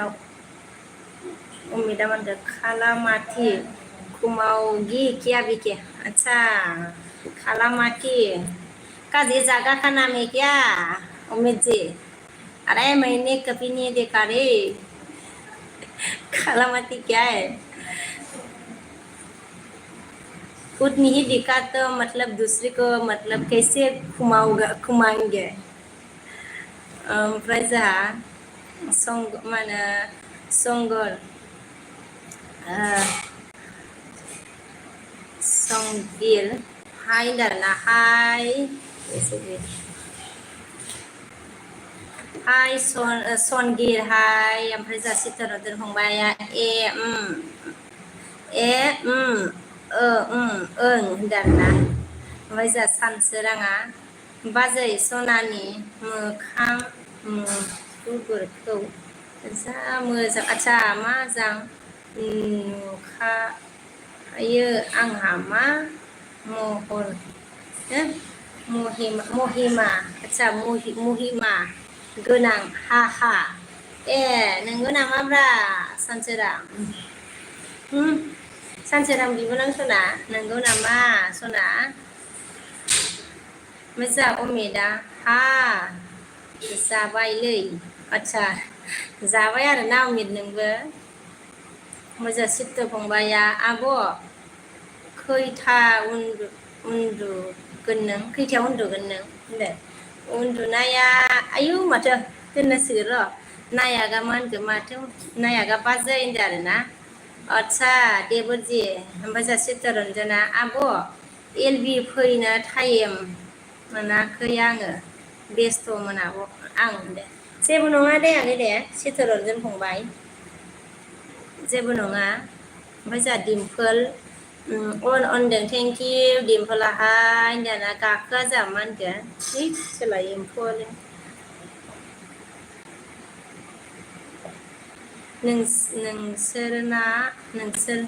नोंसोरनाव बोराय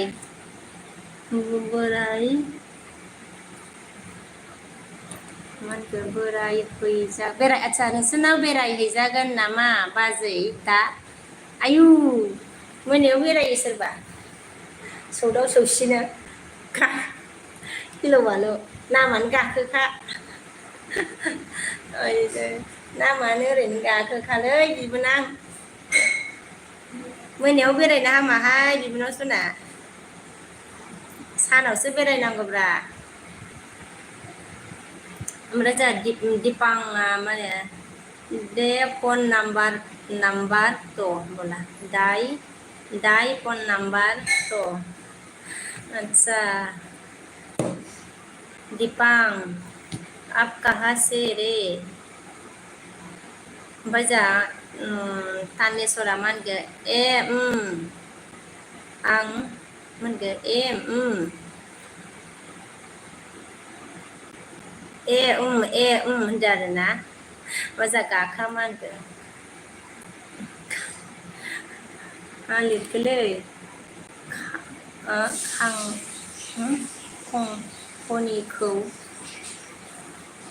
खनिखौ बुजा मा होनखो नुदों बिमा खानायखौ बोजानाय बायदि आच्छा अब्रा आजिखालिलाय सोरथो देलाया मा होनो गाखो आजिखालि बयबो बोजायोब्रा गाखो बेखौबो नों बुंबावलायनांगौ नामा गाखोहो मा होनो बिबोनां सना ना बिदि नुदों होनदों आरो ना ओमफ्राय जोंहा एम सफैनो हादों आरोना एम ब्रादा सफैदों 40 लाइक दा होनदों थेंक इउ आं नायबावाखैनो गोजोननाय थाबाय एम ब्रादार 40 लाइक खालामनायनि थाखाय ओमफ्राय जा अजय नुजाफैदों आरोना हेलौ बाजै मा मोजां मानसिया मैगं आच्छा जाखोरा बाजैनो आच्छा मैगङा माबासोलै दाउ रोसिसो जागोन आरोना अजय बिबोनां दाउ रोसिसो अमिता मा ओंख्रि बानायलै दाउ मुर्गा अमित ओमफ्राय जोंहा मा होनखो गाखोआ गय जाहैनोसै रा गय जाहैनोसै रा होनदोंना आयु गय गैयाहाय मा गय जायाना जोङो गाखो गय जायाब्रा गय गैयालै टाउनाव गय मोना गाखो ओमफ्राय जोंहा ब्रकेना मा होनखो हेलौ अच्छा भाभी जी हम बांग्लादेशी है अच्छा ब्रोकन देवर जी आप बांग्लादेशी है ओके जी देवर जी ब्रोकन देवर जी ओके सुनिला जामांगे हेलौ बाजै मा सिबाय दं दा नों सुनिला जामांगे हेलौ बाजै मा खालामबाय दं दा नों होनदों आच्छा आङो जेबो खालामाखैलै सुनिल रायलायदों मोजां बिरदावा मा होनदों आच्छा बिरदाव गयारि दहायनो मोखांखौ गासिबो देखाय मोखाङा गासिबो देखायनायब्रा बिरदाव सिनायिखाय खायलें खालामनानै नायनो मोदानबायलै ओमफ्राय जोंहा मा होनखो सानसोराङा बाजै सना आङो सिख्लाफोरजों रायलायनोनो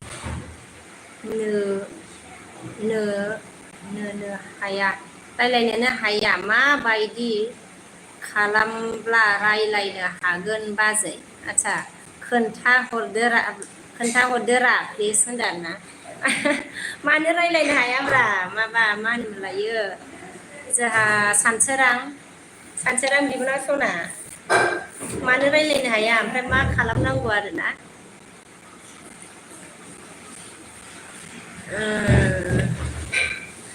सिख्लाफोरनि उन उन थाबायबाय थालै सानसोरां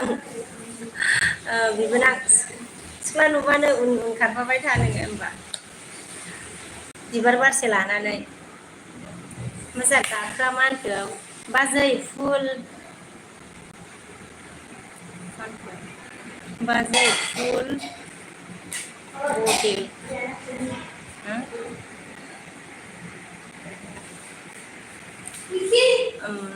अच्छा ज्यादा मत लिखो रे ज्यादा लिखने से ज्यादा हो जाता है रे गाखो बर' ना अजया मा होनखो बर' अजया मा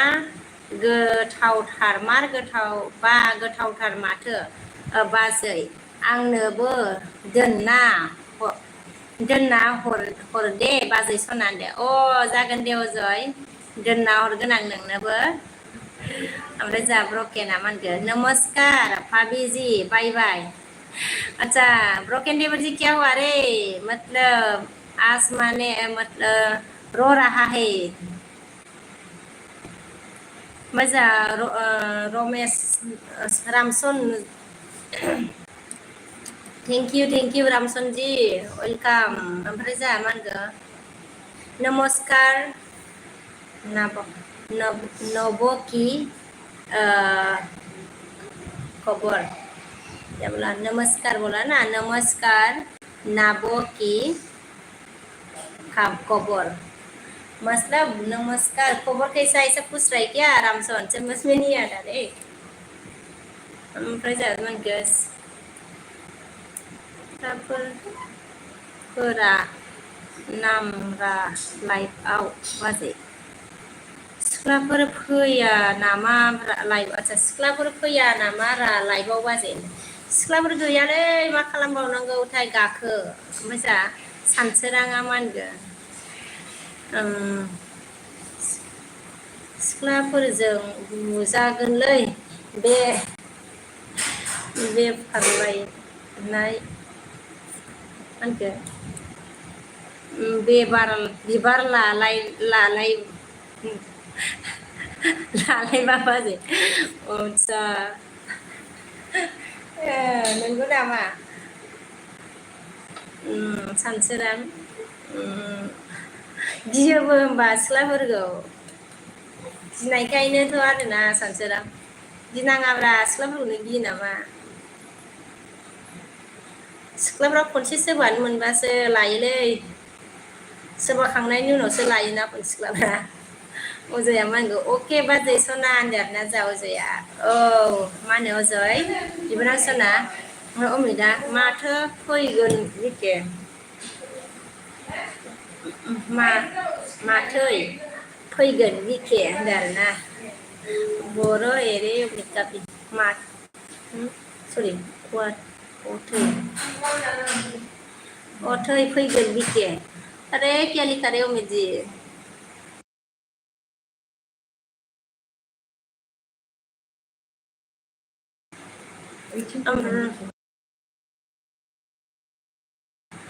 ओमफ्राय जा माबा अके बाजै सना होनबायना अमिता मा होनगौ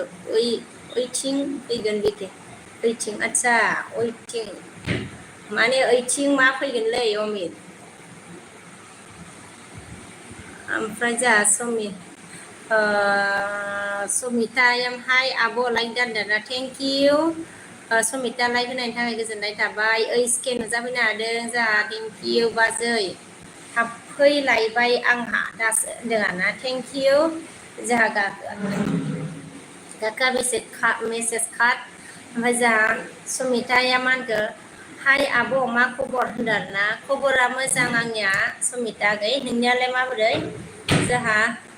रामसना मा होनखो नमस्कार भाभी जी कैसे खबर है आपका पाबी आपका अपी अपी समझ समझ समझ लेगा ना भाभी जी बोला समझ जाइएगा ना भाभी जी बोला हाँ रमेश जी नमस्कार भाभी जी मतलब जी कैसे खबर खबर अच्छी है मेरा से खबर आपका भी समझ हाँ समझ में आया आप ही रामसन देवर जी खबर अच्छी है रे मेरा आपका कैसा है रामसन देवर जी ओमफ्राय जा चित्तरन्जना मा होनगो आब' होनदों आरोना औ आगै ओमफ्राय जा चित्तरन्जना मा होनगो दासो अखा थाइफ्रि आब' जोंनिखै नोंसिनिथिं जादों नोंसोरनिथिं जादों ना होनदों आदसा अखा गैया आगै जोंनिखै गैथ'वा ओमफ्राय जा ब्रकेना हाय भाभी जी आज आज का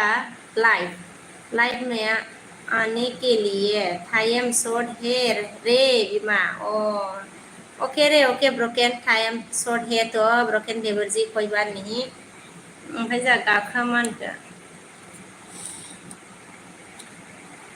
गोरोन्थि बाजै नामा रा गोरोन्थि बाजै नामा रा बाजै होनदों आरोना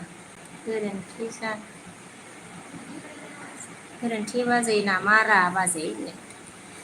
गोरोन्थि माने मा गोरोन्थि जानो ना ओमफ्राय जोंहा अमिता बारिश हो रहा है बोला बिके अच्छा बारिश हो रहा है मतलब अच्छा जी हमारा इधर बारिश नहीं है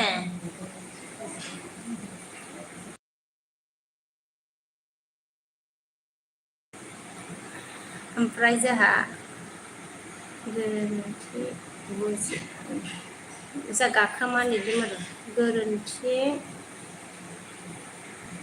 आदसा बुजिबाय नामा बाजै होनदोंना गोरोन्थि बुजिबाय नामा रा बाजै होनदों आरोना गोरोन्थि बुजिबाय नामा रा गोरोन्थि बुजियाखैलै गाखो ओमफ्राय जा अमिता बारिश हो रहा है बोला बिके आदसा बारिश हो रहा है अमित ओमफ्राय जा मा बिजुलिया मा होनगोन साइज ओमफ्राय जा बिजुलिया मा होनखो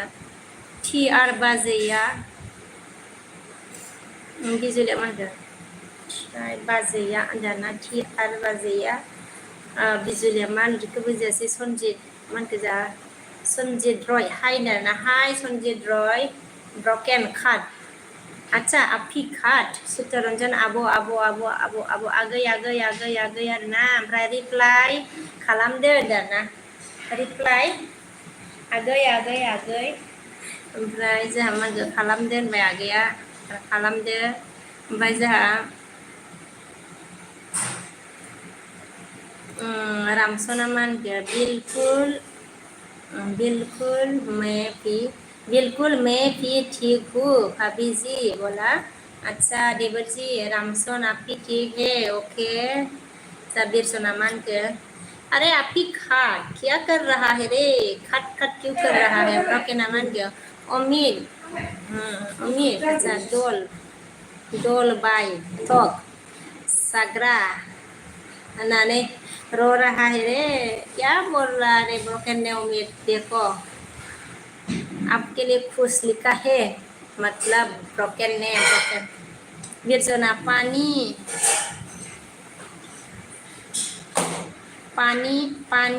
हको सो किया हो दीदी पानी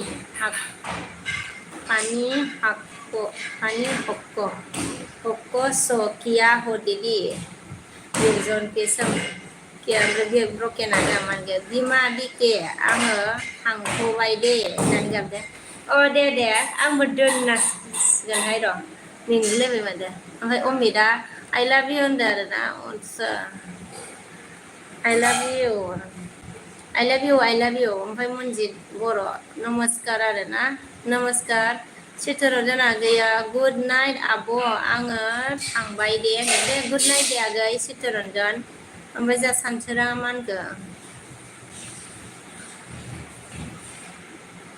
खावनानै लायबा मोजां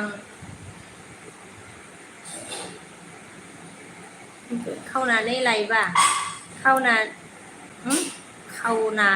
मा होनखो खावनानै लायबा खावनानै लायबा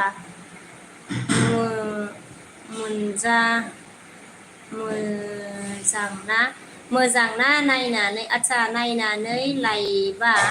मोजां नायनानै लायबाबो जामाना मा होनखो जुग बुंगोन मा होनखो जामाना जुग बुंगोन बबे मोजांसिनब्रा बाजै सना होनदो आरोना आच्छा खावनानै लायबा मोजां ना नायनानै लायबा मोजां आरोना मा खावनानै लायनोब्रा नायनानै लायदोब्रा सानसोरा नायनानै लायनाया साबसिन जागोनब्रा ओमफ्राय जोंहा ब्रकेना मा होनखो गाबहरबाय आरोना ब्रकेना अमितआ मा होनखो जोंहा खाहाम न' ओमफ्राय अमितआ ब्रकेन हियार बरनि ओंखा बोला ओमफ्राय जोंहा रमेशआ मा होनखो आप बताओ कैसे है क्या बना रहा है क्या कर रहा है अपी बोला अच्छा आप बताओ कैसे है मतलब कैसे है क्या कैसे है क्या बना अच्छा मैं ठीक हूँ अपी क्या बना रहा है अपी चिकन बना रही है बड़ी सिस्टर ने रामसन चिकन खारी मतलब सब्जी बना रही है बड़ी सिस्टर ने हम क्या कर मतलब और मैं कुछ नहीं कर रही हूँ मैं ऐसे एलबी दे रही हूँ रामसन जी ओमफ्राय जोंहा मनजितआ हाय होनदों हाय मा होनो मनजित ओमफ्राय ब्रकेना मा होनगोन जोंहा आङो Tripura Ongkiti district district Omid Nongki बुजिलालै आङो ब्रकेन जि दे ड्राइभार ओमफ्राय जोंहा मनजिदा मानखो दान होनदो आरोना अमिदा मानखो तेलिया मुरानि दा अमिदा मानखो नोङो सुलासि ना नोङो सुलासि ना समझ में नहीं आ रहा रे साबिर जना मानखो सरि लै आब' दिनावहाय दे माबाफोर कमेन्ट गाज्रि जादोंबा आब' बिरजन कमेन्ट गाज्रि फैयाखैथ' माथो ओमफ्राय जोंहा सानसुमाया मा होनखो सानसुमाखौनो सानस्रां होनगासिनो नामाब्रा आंलाय सानसुमा मा बाजै सना उन्दुनो ओंखाराखै नामा होनदो आरोना आदसा उन्दुनो ओंखारथ'वाखैलै सानसुमा ब्रकेना हाय हाय दा आं बोरै मानखो अगिया आं सलासिद हाहा बुजासैलै आङो मा लिरखोलै दा आं बोरै जालालै फरायबाबो ब्रकेना मा हा हा फाबिजि बोला हा देवर जी पढ़ने से मतलब पढ़ने से नहीं हो रहा रे मुझे जा सानसोरां आदसा सानसुमाया बेलेग सानसोराङा बेलेग आङो दोनथ'बाय थाथ'दो सिस्टार इन ल गुड बाय होनदो आरोना सुइट ड्रिम अके सानसोरां आयु जाखुमिला होनगोन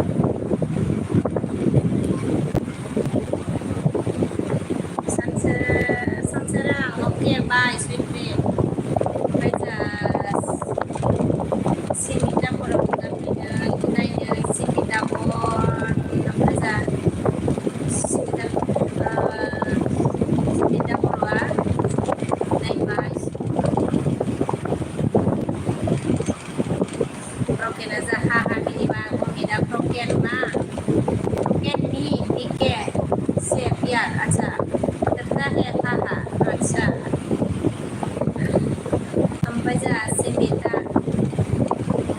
बर'आ जा मा होनगोन बिंकिखौ लाबो होनदां थेंकिउ मा होनो सिमिता गै ओमफ्राय जा सुमिताया हेल' होनदां हेल' ओमफ्राय जा हागुं गोराया हेल' बिरजना जा मा होनगोन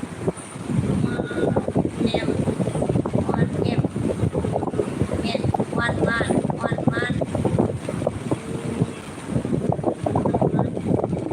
month now hai Konselo अच्छा 1 month now hai Konselo suti Monsina abo ओंखायनो enjoy खालामनो लुबैया मोनो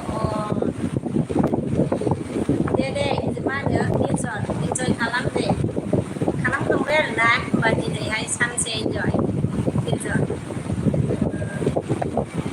खालामनांगौलै मा होनो बिरजन फंबाय ओमफ्राय जा सुनिला माने हेल' होनदों ना हेल' सुनिल ओमफ्राय बबिदा बिके हांखा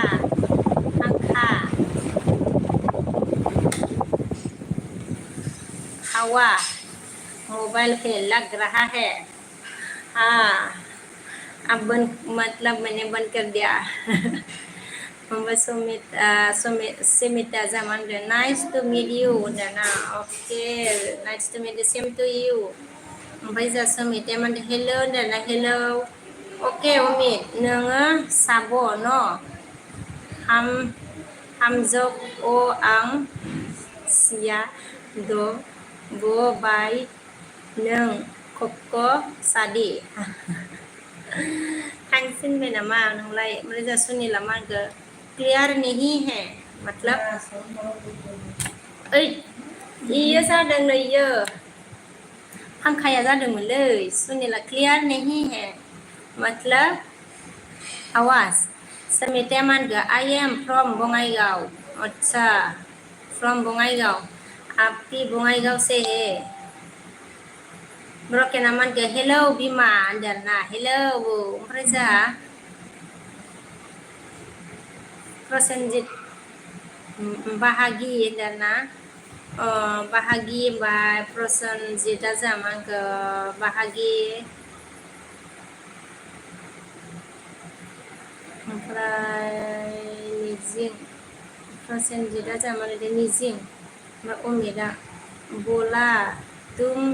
किससे प्यार करता है बात करो भी कैसे बोला अच्छा ऐसा बोला है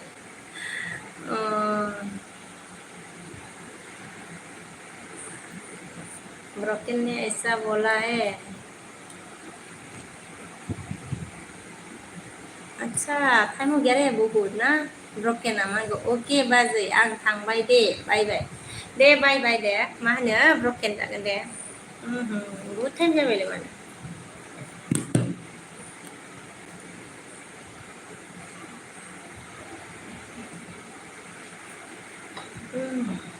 सुइस अफ खालामनांगौ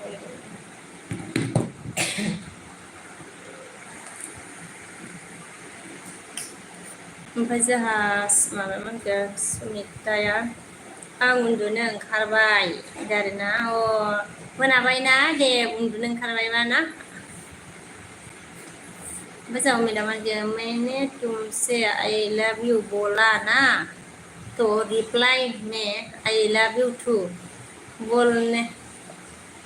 बोलने को कहा ब्रोकन यार ने अच्छा कैसा बोला था मैंने आई लव यू टू नहीं बोला ओनली आई लव यू बोला है ब्रोकन जे आ गया बाबू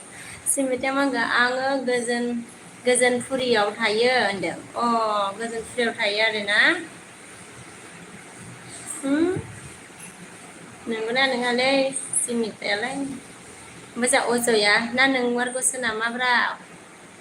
ओमफ्राय जोंहा अजया गुड नाइट बाजै सना बाय बाय बाजै था बाजै दे अजय बाय बाय दे बाय बाय आंबो दोनखानोसैलै टाइम जाबाय ओमफ्राय रकेना अमित आङो थांखा दं नों थांदि हर गाहाम बाय बाय होनदों ना अच्छा ब्रोकन ने कुछ लिखा रे अमित आङो थांखा दंना ओमफ्राय जा सुनिला बिउटिफुल होनदों बिरजना जा मा होनगोन आब'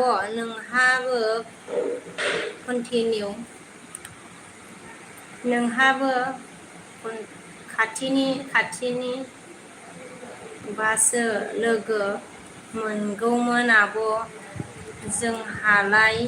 इन्डियानि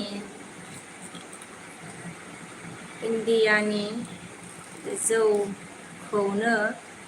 मोनलोंलालै आब' होनदों इन्डियानि जौखौ मोनलोंला आरोना ओमफ्राय आब' नोंहाबो खाथिनिबासो लोगो मोनगौमोन दे खाथिबा लोगो मोनगौमोनथ' आरोलै ओमफ्राय जोंहा अमितआ okay broken heart good night okay broken heart good night बोला अमित ने अजया जा ओके बाजै सना होनदों ओके बाय अजय बिबोना सना दे बाय दे ओमफ्राय जोंहा ब्रोकना आङो सोरगोफुरियाव थायोलै हा सोरगोफुरियावसो थायो आरोना ओमफ्राय जोंहा सुनिला खाना खाया बोला नहीं खाया रे सुनील अभी खाऊंगी मैं एलबी रखने वाली हूँ एलबी रख के खाऊंगी ओमफ्राय जोंहा जे एम बाहागि होनदों ना बाहागि मबाइल गंसेखौ सुइच अफ बानायनानै दोनबायलै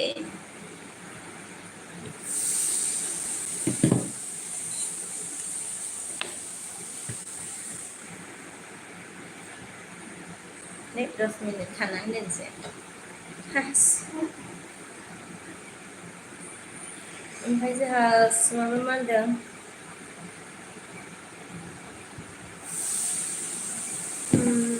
सुमिताया गाहरबाय आरोना सुमिताया सुमिता बर'आ सानै खिथाबायलै सोर जाखोब्रा बेलाय एम्फौआनो होनजानो जाला लोगो नों फरायनानै फैदों मैं तेरा दीवाने तो मैं तेरा दीवाना दीवाना तो दखन में तेरा हीरो नो वन अच्छा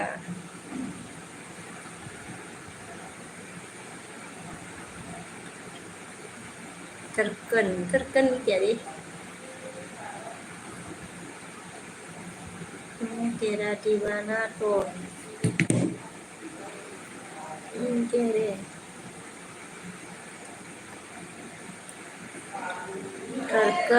terken में तेरा हीरो अच्छा terken में तेरा हीरो नो वन अच्छा जी उमेद ओमफ्राय जोंहा सुमिताया आयु मा मेगन गुफुर गल'नाय हरखो मबाइलाव नायबाय थाबा मेगना माबायोना मोजां सुनिला मा होनखो गुड नाइट टेक केयार होनदों आरोना अके good night same to you Sunil ओमफ्राय जोंहा बिरजना मा होनखो आब' ए माबाफोर माइफोरानि जिउ माइब्रानि सरि आब' ए माइब्रानि जौ बानायोना बानाया जाखो आब' आदसा आङो जौ संनो रोङालै मा होनो बिरजन लोङाना आङो ओंखायनो सङाबो आङो ना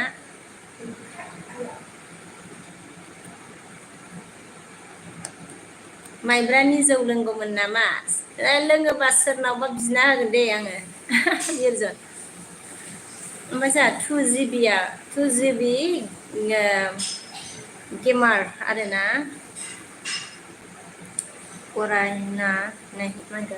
पढ़ना नहीं आता लाइफ कौन हो गया रे ये अच्छा क्या रही है जी 2GB आप कौन है आपकी लाइफ मतलब लाइफ दीजिए आपकी ऐसा ही हो जाएगा बहुत लोग होता है ना एलबी में मतलब अलग अलग लिखता है सब ऐसा ही होता है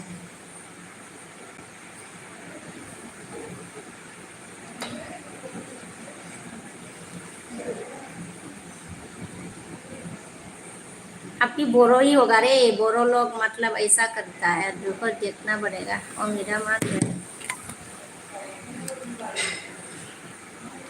पढ़ना नहीं आता लेकिन सीखना तो पड़ेगा ना हाँ सीखना तो पड़ेगा ना 2GB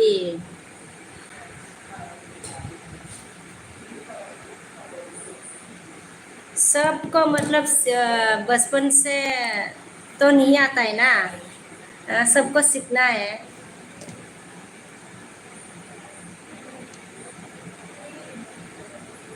तो मोबाइल ऑन है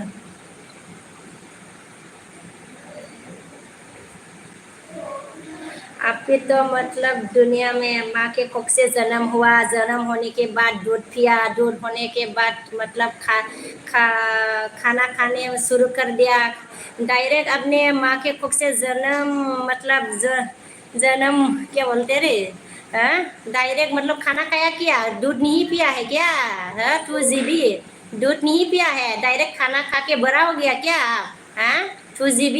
डायरेक्ट खाना खा के बड़ा हो गया दूध नहीं पिया था क्या आपने माँ का दूध नहीं पिया था 2GB गेमर आप तो बोरो ही होगा बता है मतलब बोरो लोग ऐसा होता है ना खुद को बहुत मतलब क्या समझ खुद को बहुत बड़ा आदमी समझता है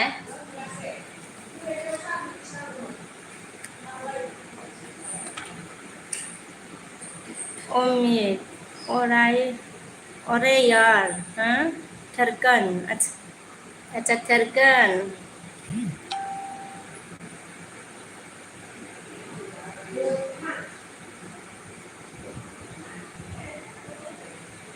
स्कूल जाता है, स्कूल में भी तो स्कूल क्यों जाता है? सीखने के लिए जाता है। खुद तो मतलब अकेले अकेले क्या बोलते हैं,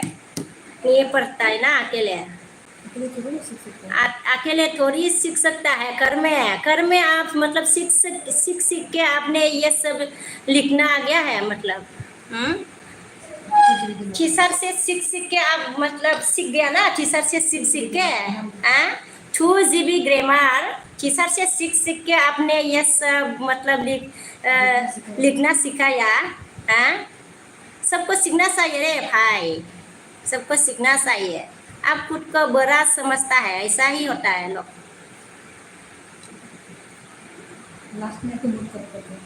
क्लास में आके मतलब मुंह खराब कर देता है। आप बताओ, आप कहाँ से है, कितना मतलब पढ़ाई लिखाई है, कितना पढ़ाई लिखाई है बता दीजिए। सारा लाउरी बोलता है, सारा लाउरी है आप। आपका माँ बहन नहीं है क्या लाउरी साला? 2 GB ग्रामर। माँ बहन नहीं है, खुद का माँ नहीं है, बहन नहीं है, साला दूसरों को मतलब दूसरी लड़की को साला इज्जत नहीं दे सकता, साला इज्जत नहीं देता, साला लाउरी। लाउरा साला। रुको देखता हूँ।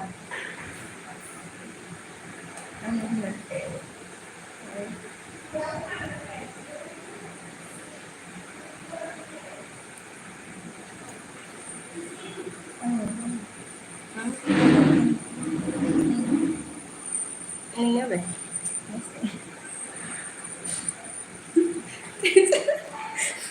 Ini mana ni?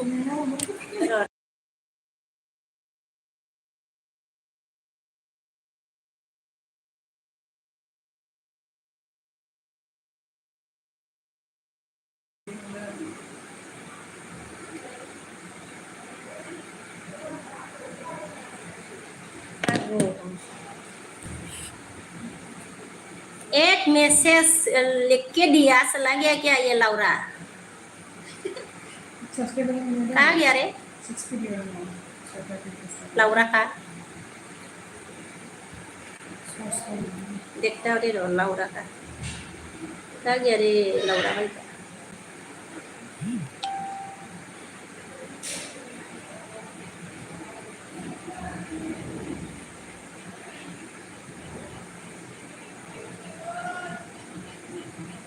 अच्छा जल गया ना, खुद का तो सब मतलब इतना नहीं, सब्सक्राइबर नहीं है खुद का लाउरा का। वाह क्या पिक्चर दिया है रे, ये देखो लाउरा का। अभी अभी नया चैनल खुला होगा, दूसरा अगर और भी चैनल है तो दे देना लाउरा जी।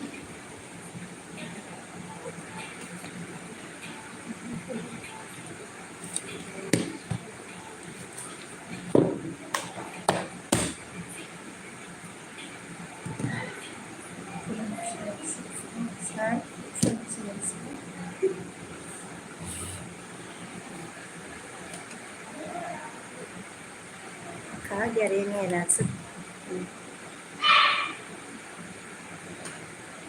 थांजोब्बायलै, अबाव थांजोबखो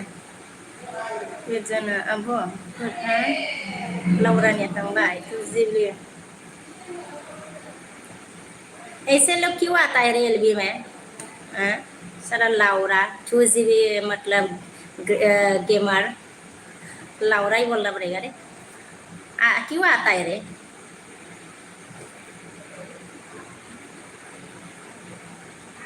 अच्छा बहन से खेलो ना, मेरी एलबी में क्यों आ रहा है? बहन है तो बहन से खेलो, कितना खेलना है? हायोब्रा अच्छा ओमेना, अरे यार ना धड़कन। अच्छा ओके ना, हाँ हाँ ओके भाभी जी मेरा बिखा बिखलो आनी बिखाजों सिथाबना थाग्रा बाय बाय होनो दे सोर सोर बाय बाय लानो दे। ओमफ्राय जोंहा समिताया मा जाखो, मोसाला बायनाय ना मा खारला बायनाय? Burkina ha ओमफ्राय जोंहा रन्जय बर' नाय सना होनदों आरोना आदसा समिता अन हाय हेल' ओमफ्राय संजीत हेलो जी sexy hello Sanjit ji okay अच्छा आप भी सेक्सी हो क्या कितना हैंडसम है रे संजीत भाई Sanjit Roy hello sexy sexy अरना हेलो सेक्सी बॉय आप बॉडी दिखा दो ना अरे भैया जी संजीत बॉडी दिखा दो ना ओमफ्राय ब्रकेना मा होनगौ ओइ पाग्लिलाय बेखौनो आदसा अरे आंनो दिहुननानै होदो ओइ फाग्लिलाय टेनसन खालामबाय थायो नामा ओइ एसे रोङाबाबो बुंलाबायनांगौब्रा ब्रकेन ओमफ्राय होमबासो हराव उन्दुनो हागोनलाय दायो नामा बादखो बाजै होनदों आरोना आदसा हराव उन्दुनो हानायनि मेदाम आं रेहेना रहने दो बीके जागरा मत करो अरे तोरा करना है दिए ताकि रात में नींद आ जाए तोरा कर लिया है एक ने अच्छा संजय रॉय हाँ अच्छा संजीत रॉय की सेक्सी है रे बाप रे कितना हैंडसम है देखो ये अच्छा ये भी सिगरेट पीता है ये देखो संजीत से कितना मतलब ये है ओमफ्राय ब्रकेना मा होनगौ अमिता बेहायनो दबला बिस बे ओमफ्राय जोंहा बिरजना मा जालायखो आब' आदसा मा जालायखो होनबाय आरोना जोंहा बिरजना अमिता बिके रेहेने दया ओमफ्राय जोंहा बिरजना है हामालै आब' बेफोरबाय मानसिखौ आदसा होमबासो खारोना ओमफ्राय सुनिला बाय संजीता हेलो अच्छा आप हेलो अच्छा लिखना है तो अच्छे से लिखो ना भाई ओमफ्राय ब्रकेना हा जालालै बाजै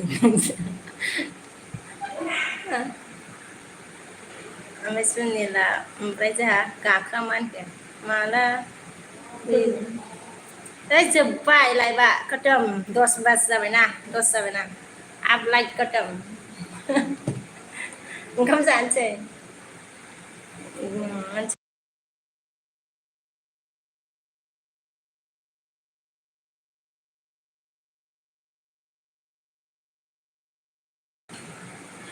सोर हरखोलाय नों नामा बिलाय आदसा आदसा बे केजि बाजै सना मा खालामदों जेबो खालामाखै आङो मा होनो बि केजि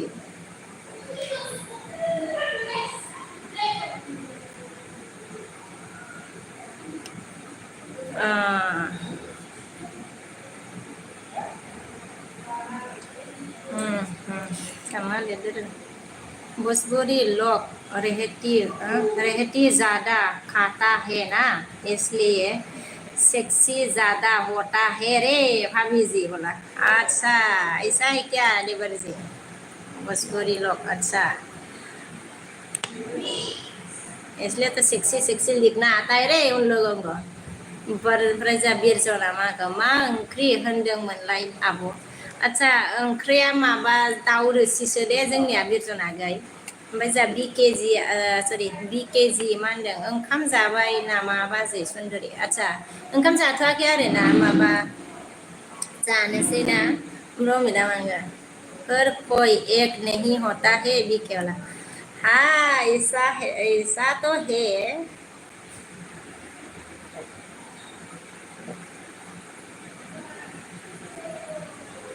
ओके गाइस अभी मैं एलबी रखता हूँ जा एम नुजाफैदोंमोन आरोना हाय आब' होनदाना फार्स्ट टाइम दों आगै फार्स्ट टाइम आरोना थेंक इउ दे आगै गोजोननाय थाबाय आगै एम दे लोगो गैयाबा लोगो जादों होमबालाय ना कमेन्ट गालां दे बे हर गोनां एम ओमफ्राय जा केडि हाय होनदों आरोना हाय केडि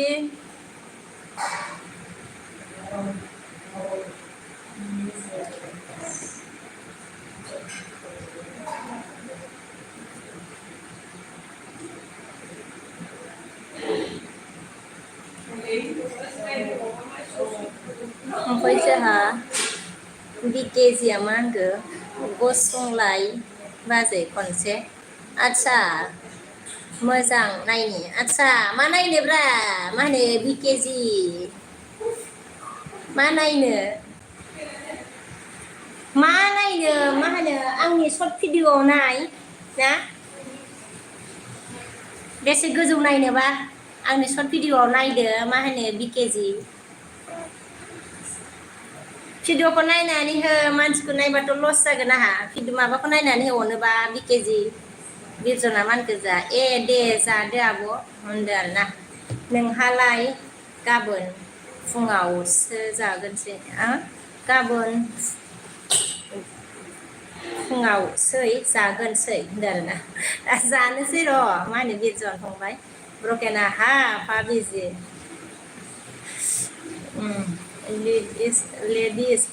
लेडीज हो या जेम्स अच्छा सेम है अच्छा जी ऐसा होता है क्या ब्रोकेन जी मोजा एमा मा होनगो आब' नोङो बहानि होनदो आरोना अ बहानि माने आं बङाइगावआव थायो दे एम आगै मोजा अमिदा क्या बनाया है बिके क्या बनाया है जेबो खालामाखै आङो दे फंबा होनो आं दोननोसै दे सनाबोर ओमफ्राय आब' नों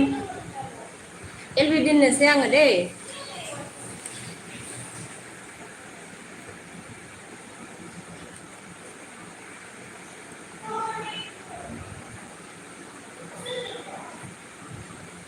दे बाय बाय दे दोननोसै आङो दे अमित कौन कौन है ब्रकेन बिरजन और कौन कौन दा दाउ दे दाउ दाउदो आदसा रोसिखौ मा होनोथाय रोसिखौबा मा होनोथाय आं मिथिया आरोना अमित मतलब दाउ रोसि आरोना जल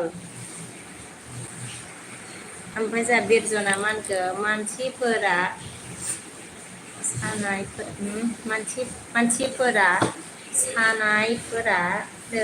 बेलेग सानोलै आब' दे नोंगौ दोंनायालाय बिरजन फंबाय ओमफ्राय जायफोर आंनि एलबियाव जेनेबा सानै साथामसो जाबाय आरोना बैफोरबायदि लिरफैनाया बर'आनो आरोना ओमफ्राय बर'आनो गोजा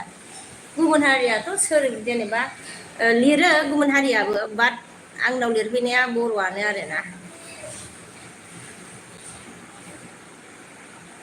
ओमफ्राय बर'निनो ओमफ्राय मा होनदों बिरजना ओमफ्राय मानसिफोरा होनबाय फंबाय बिरजना गुड नाइट आब' सना दे गुड नाइट दे बिरजन फंबाय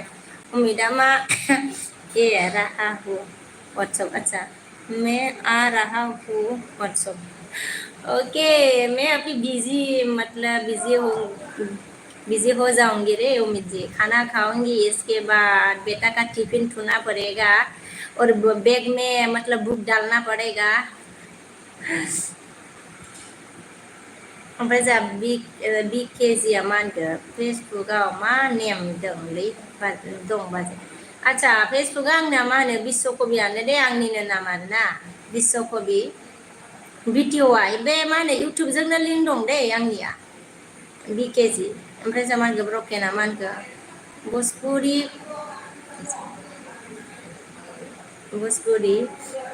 खुजाली ज़्यादा नहीं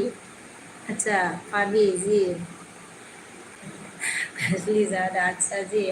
ब्रोकन ऐसा होता है रे अच्छा बिरजना मा होनखो रोसि माने बिदै होनना बुंनोलै आब' ए रोसि माने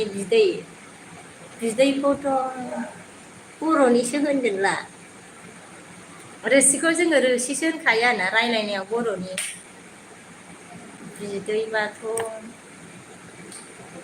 माखौबासो बिदै होनो आरोना ओमफ्राय जोंहा ब्रकेना अके बाजै गुड नाइट दे गासिखौबो गुड नाइट बाय सबको बाय दोननोसै दे बिरजन फंबाय ब्रकेन बिबोनां अमित जी रखती हूँ कौन है सबको बाय दे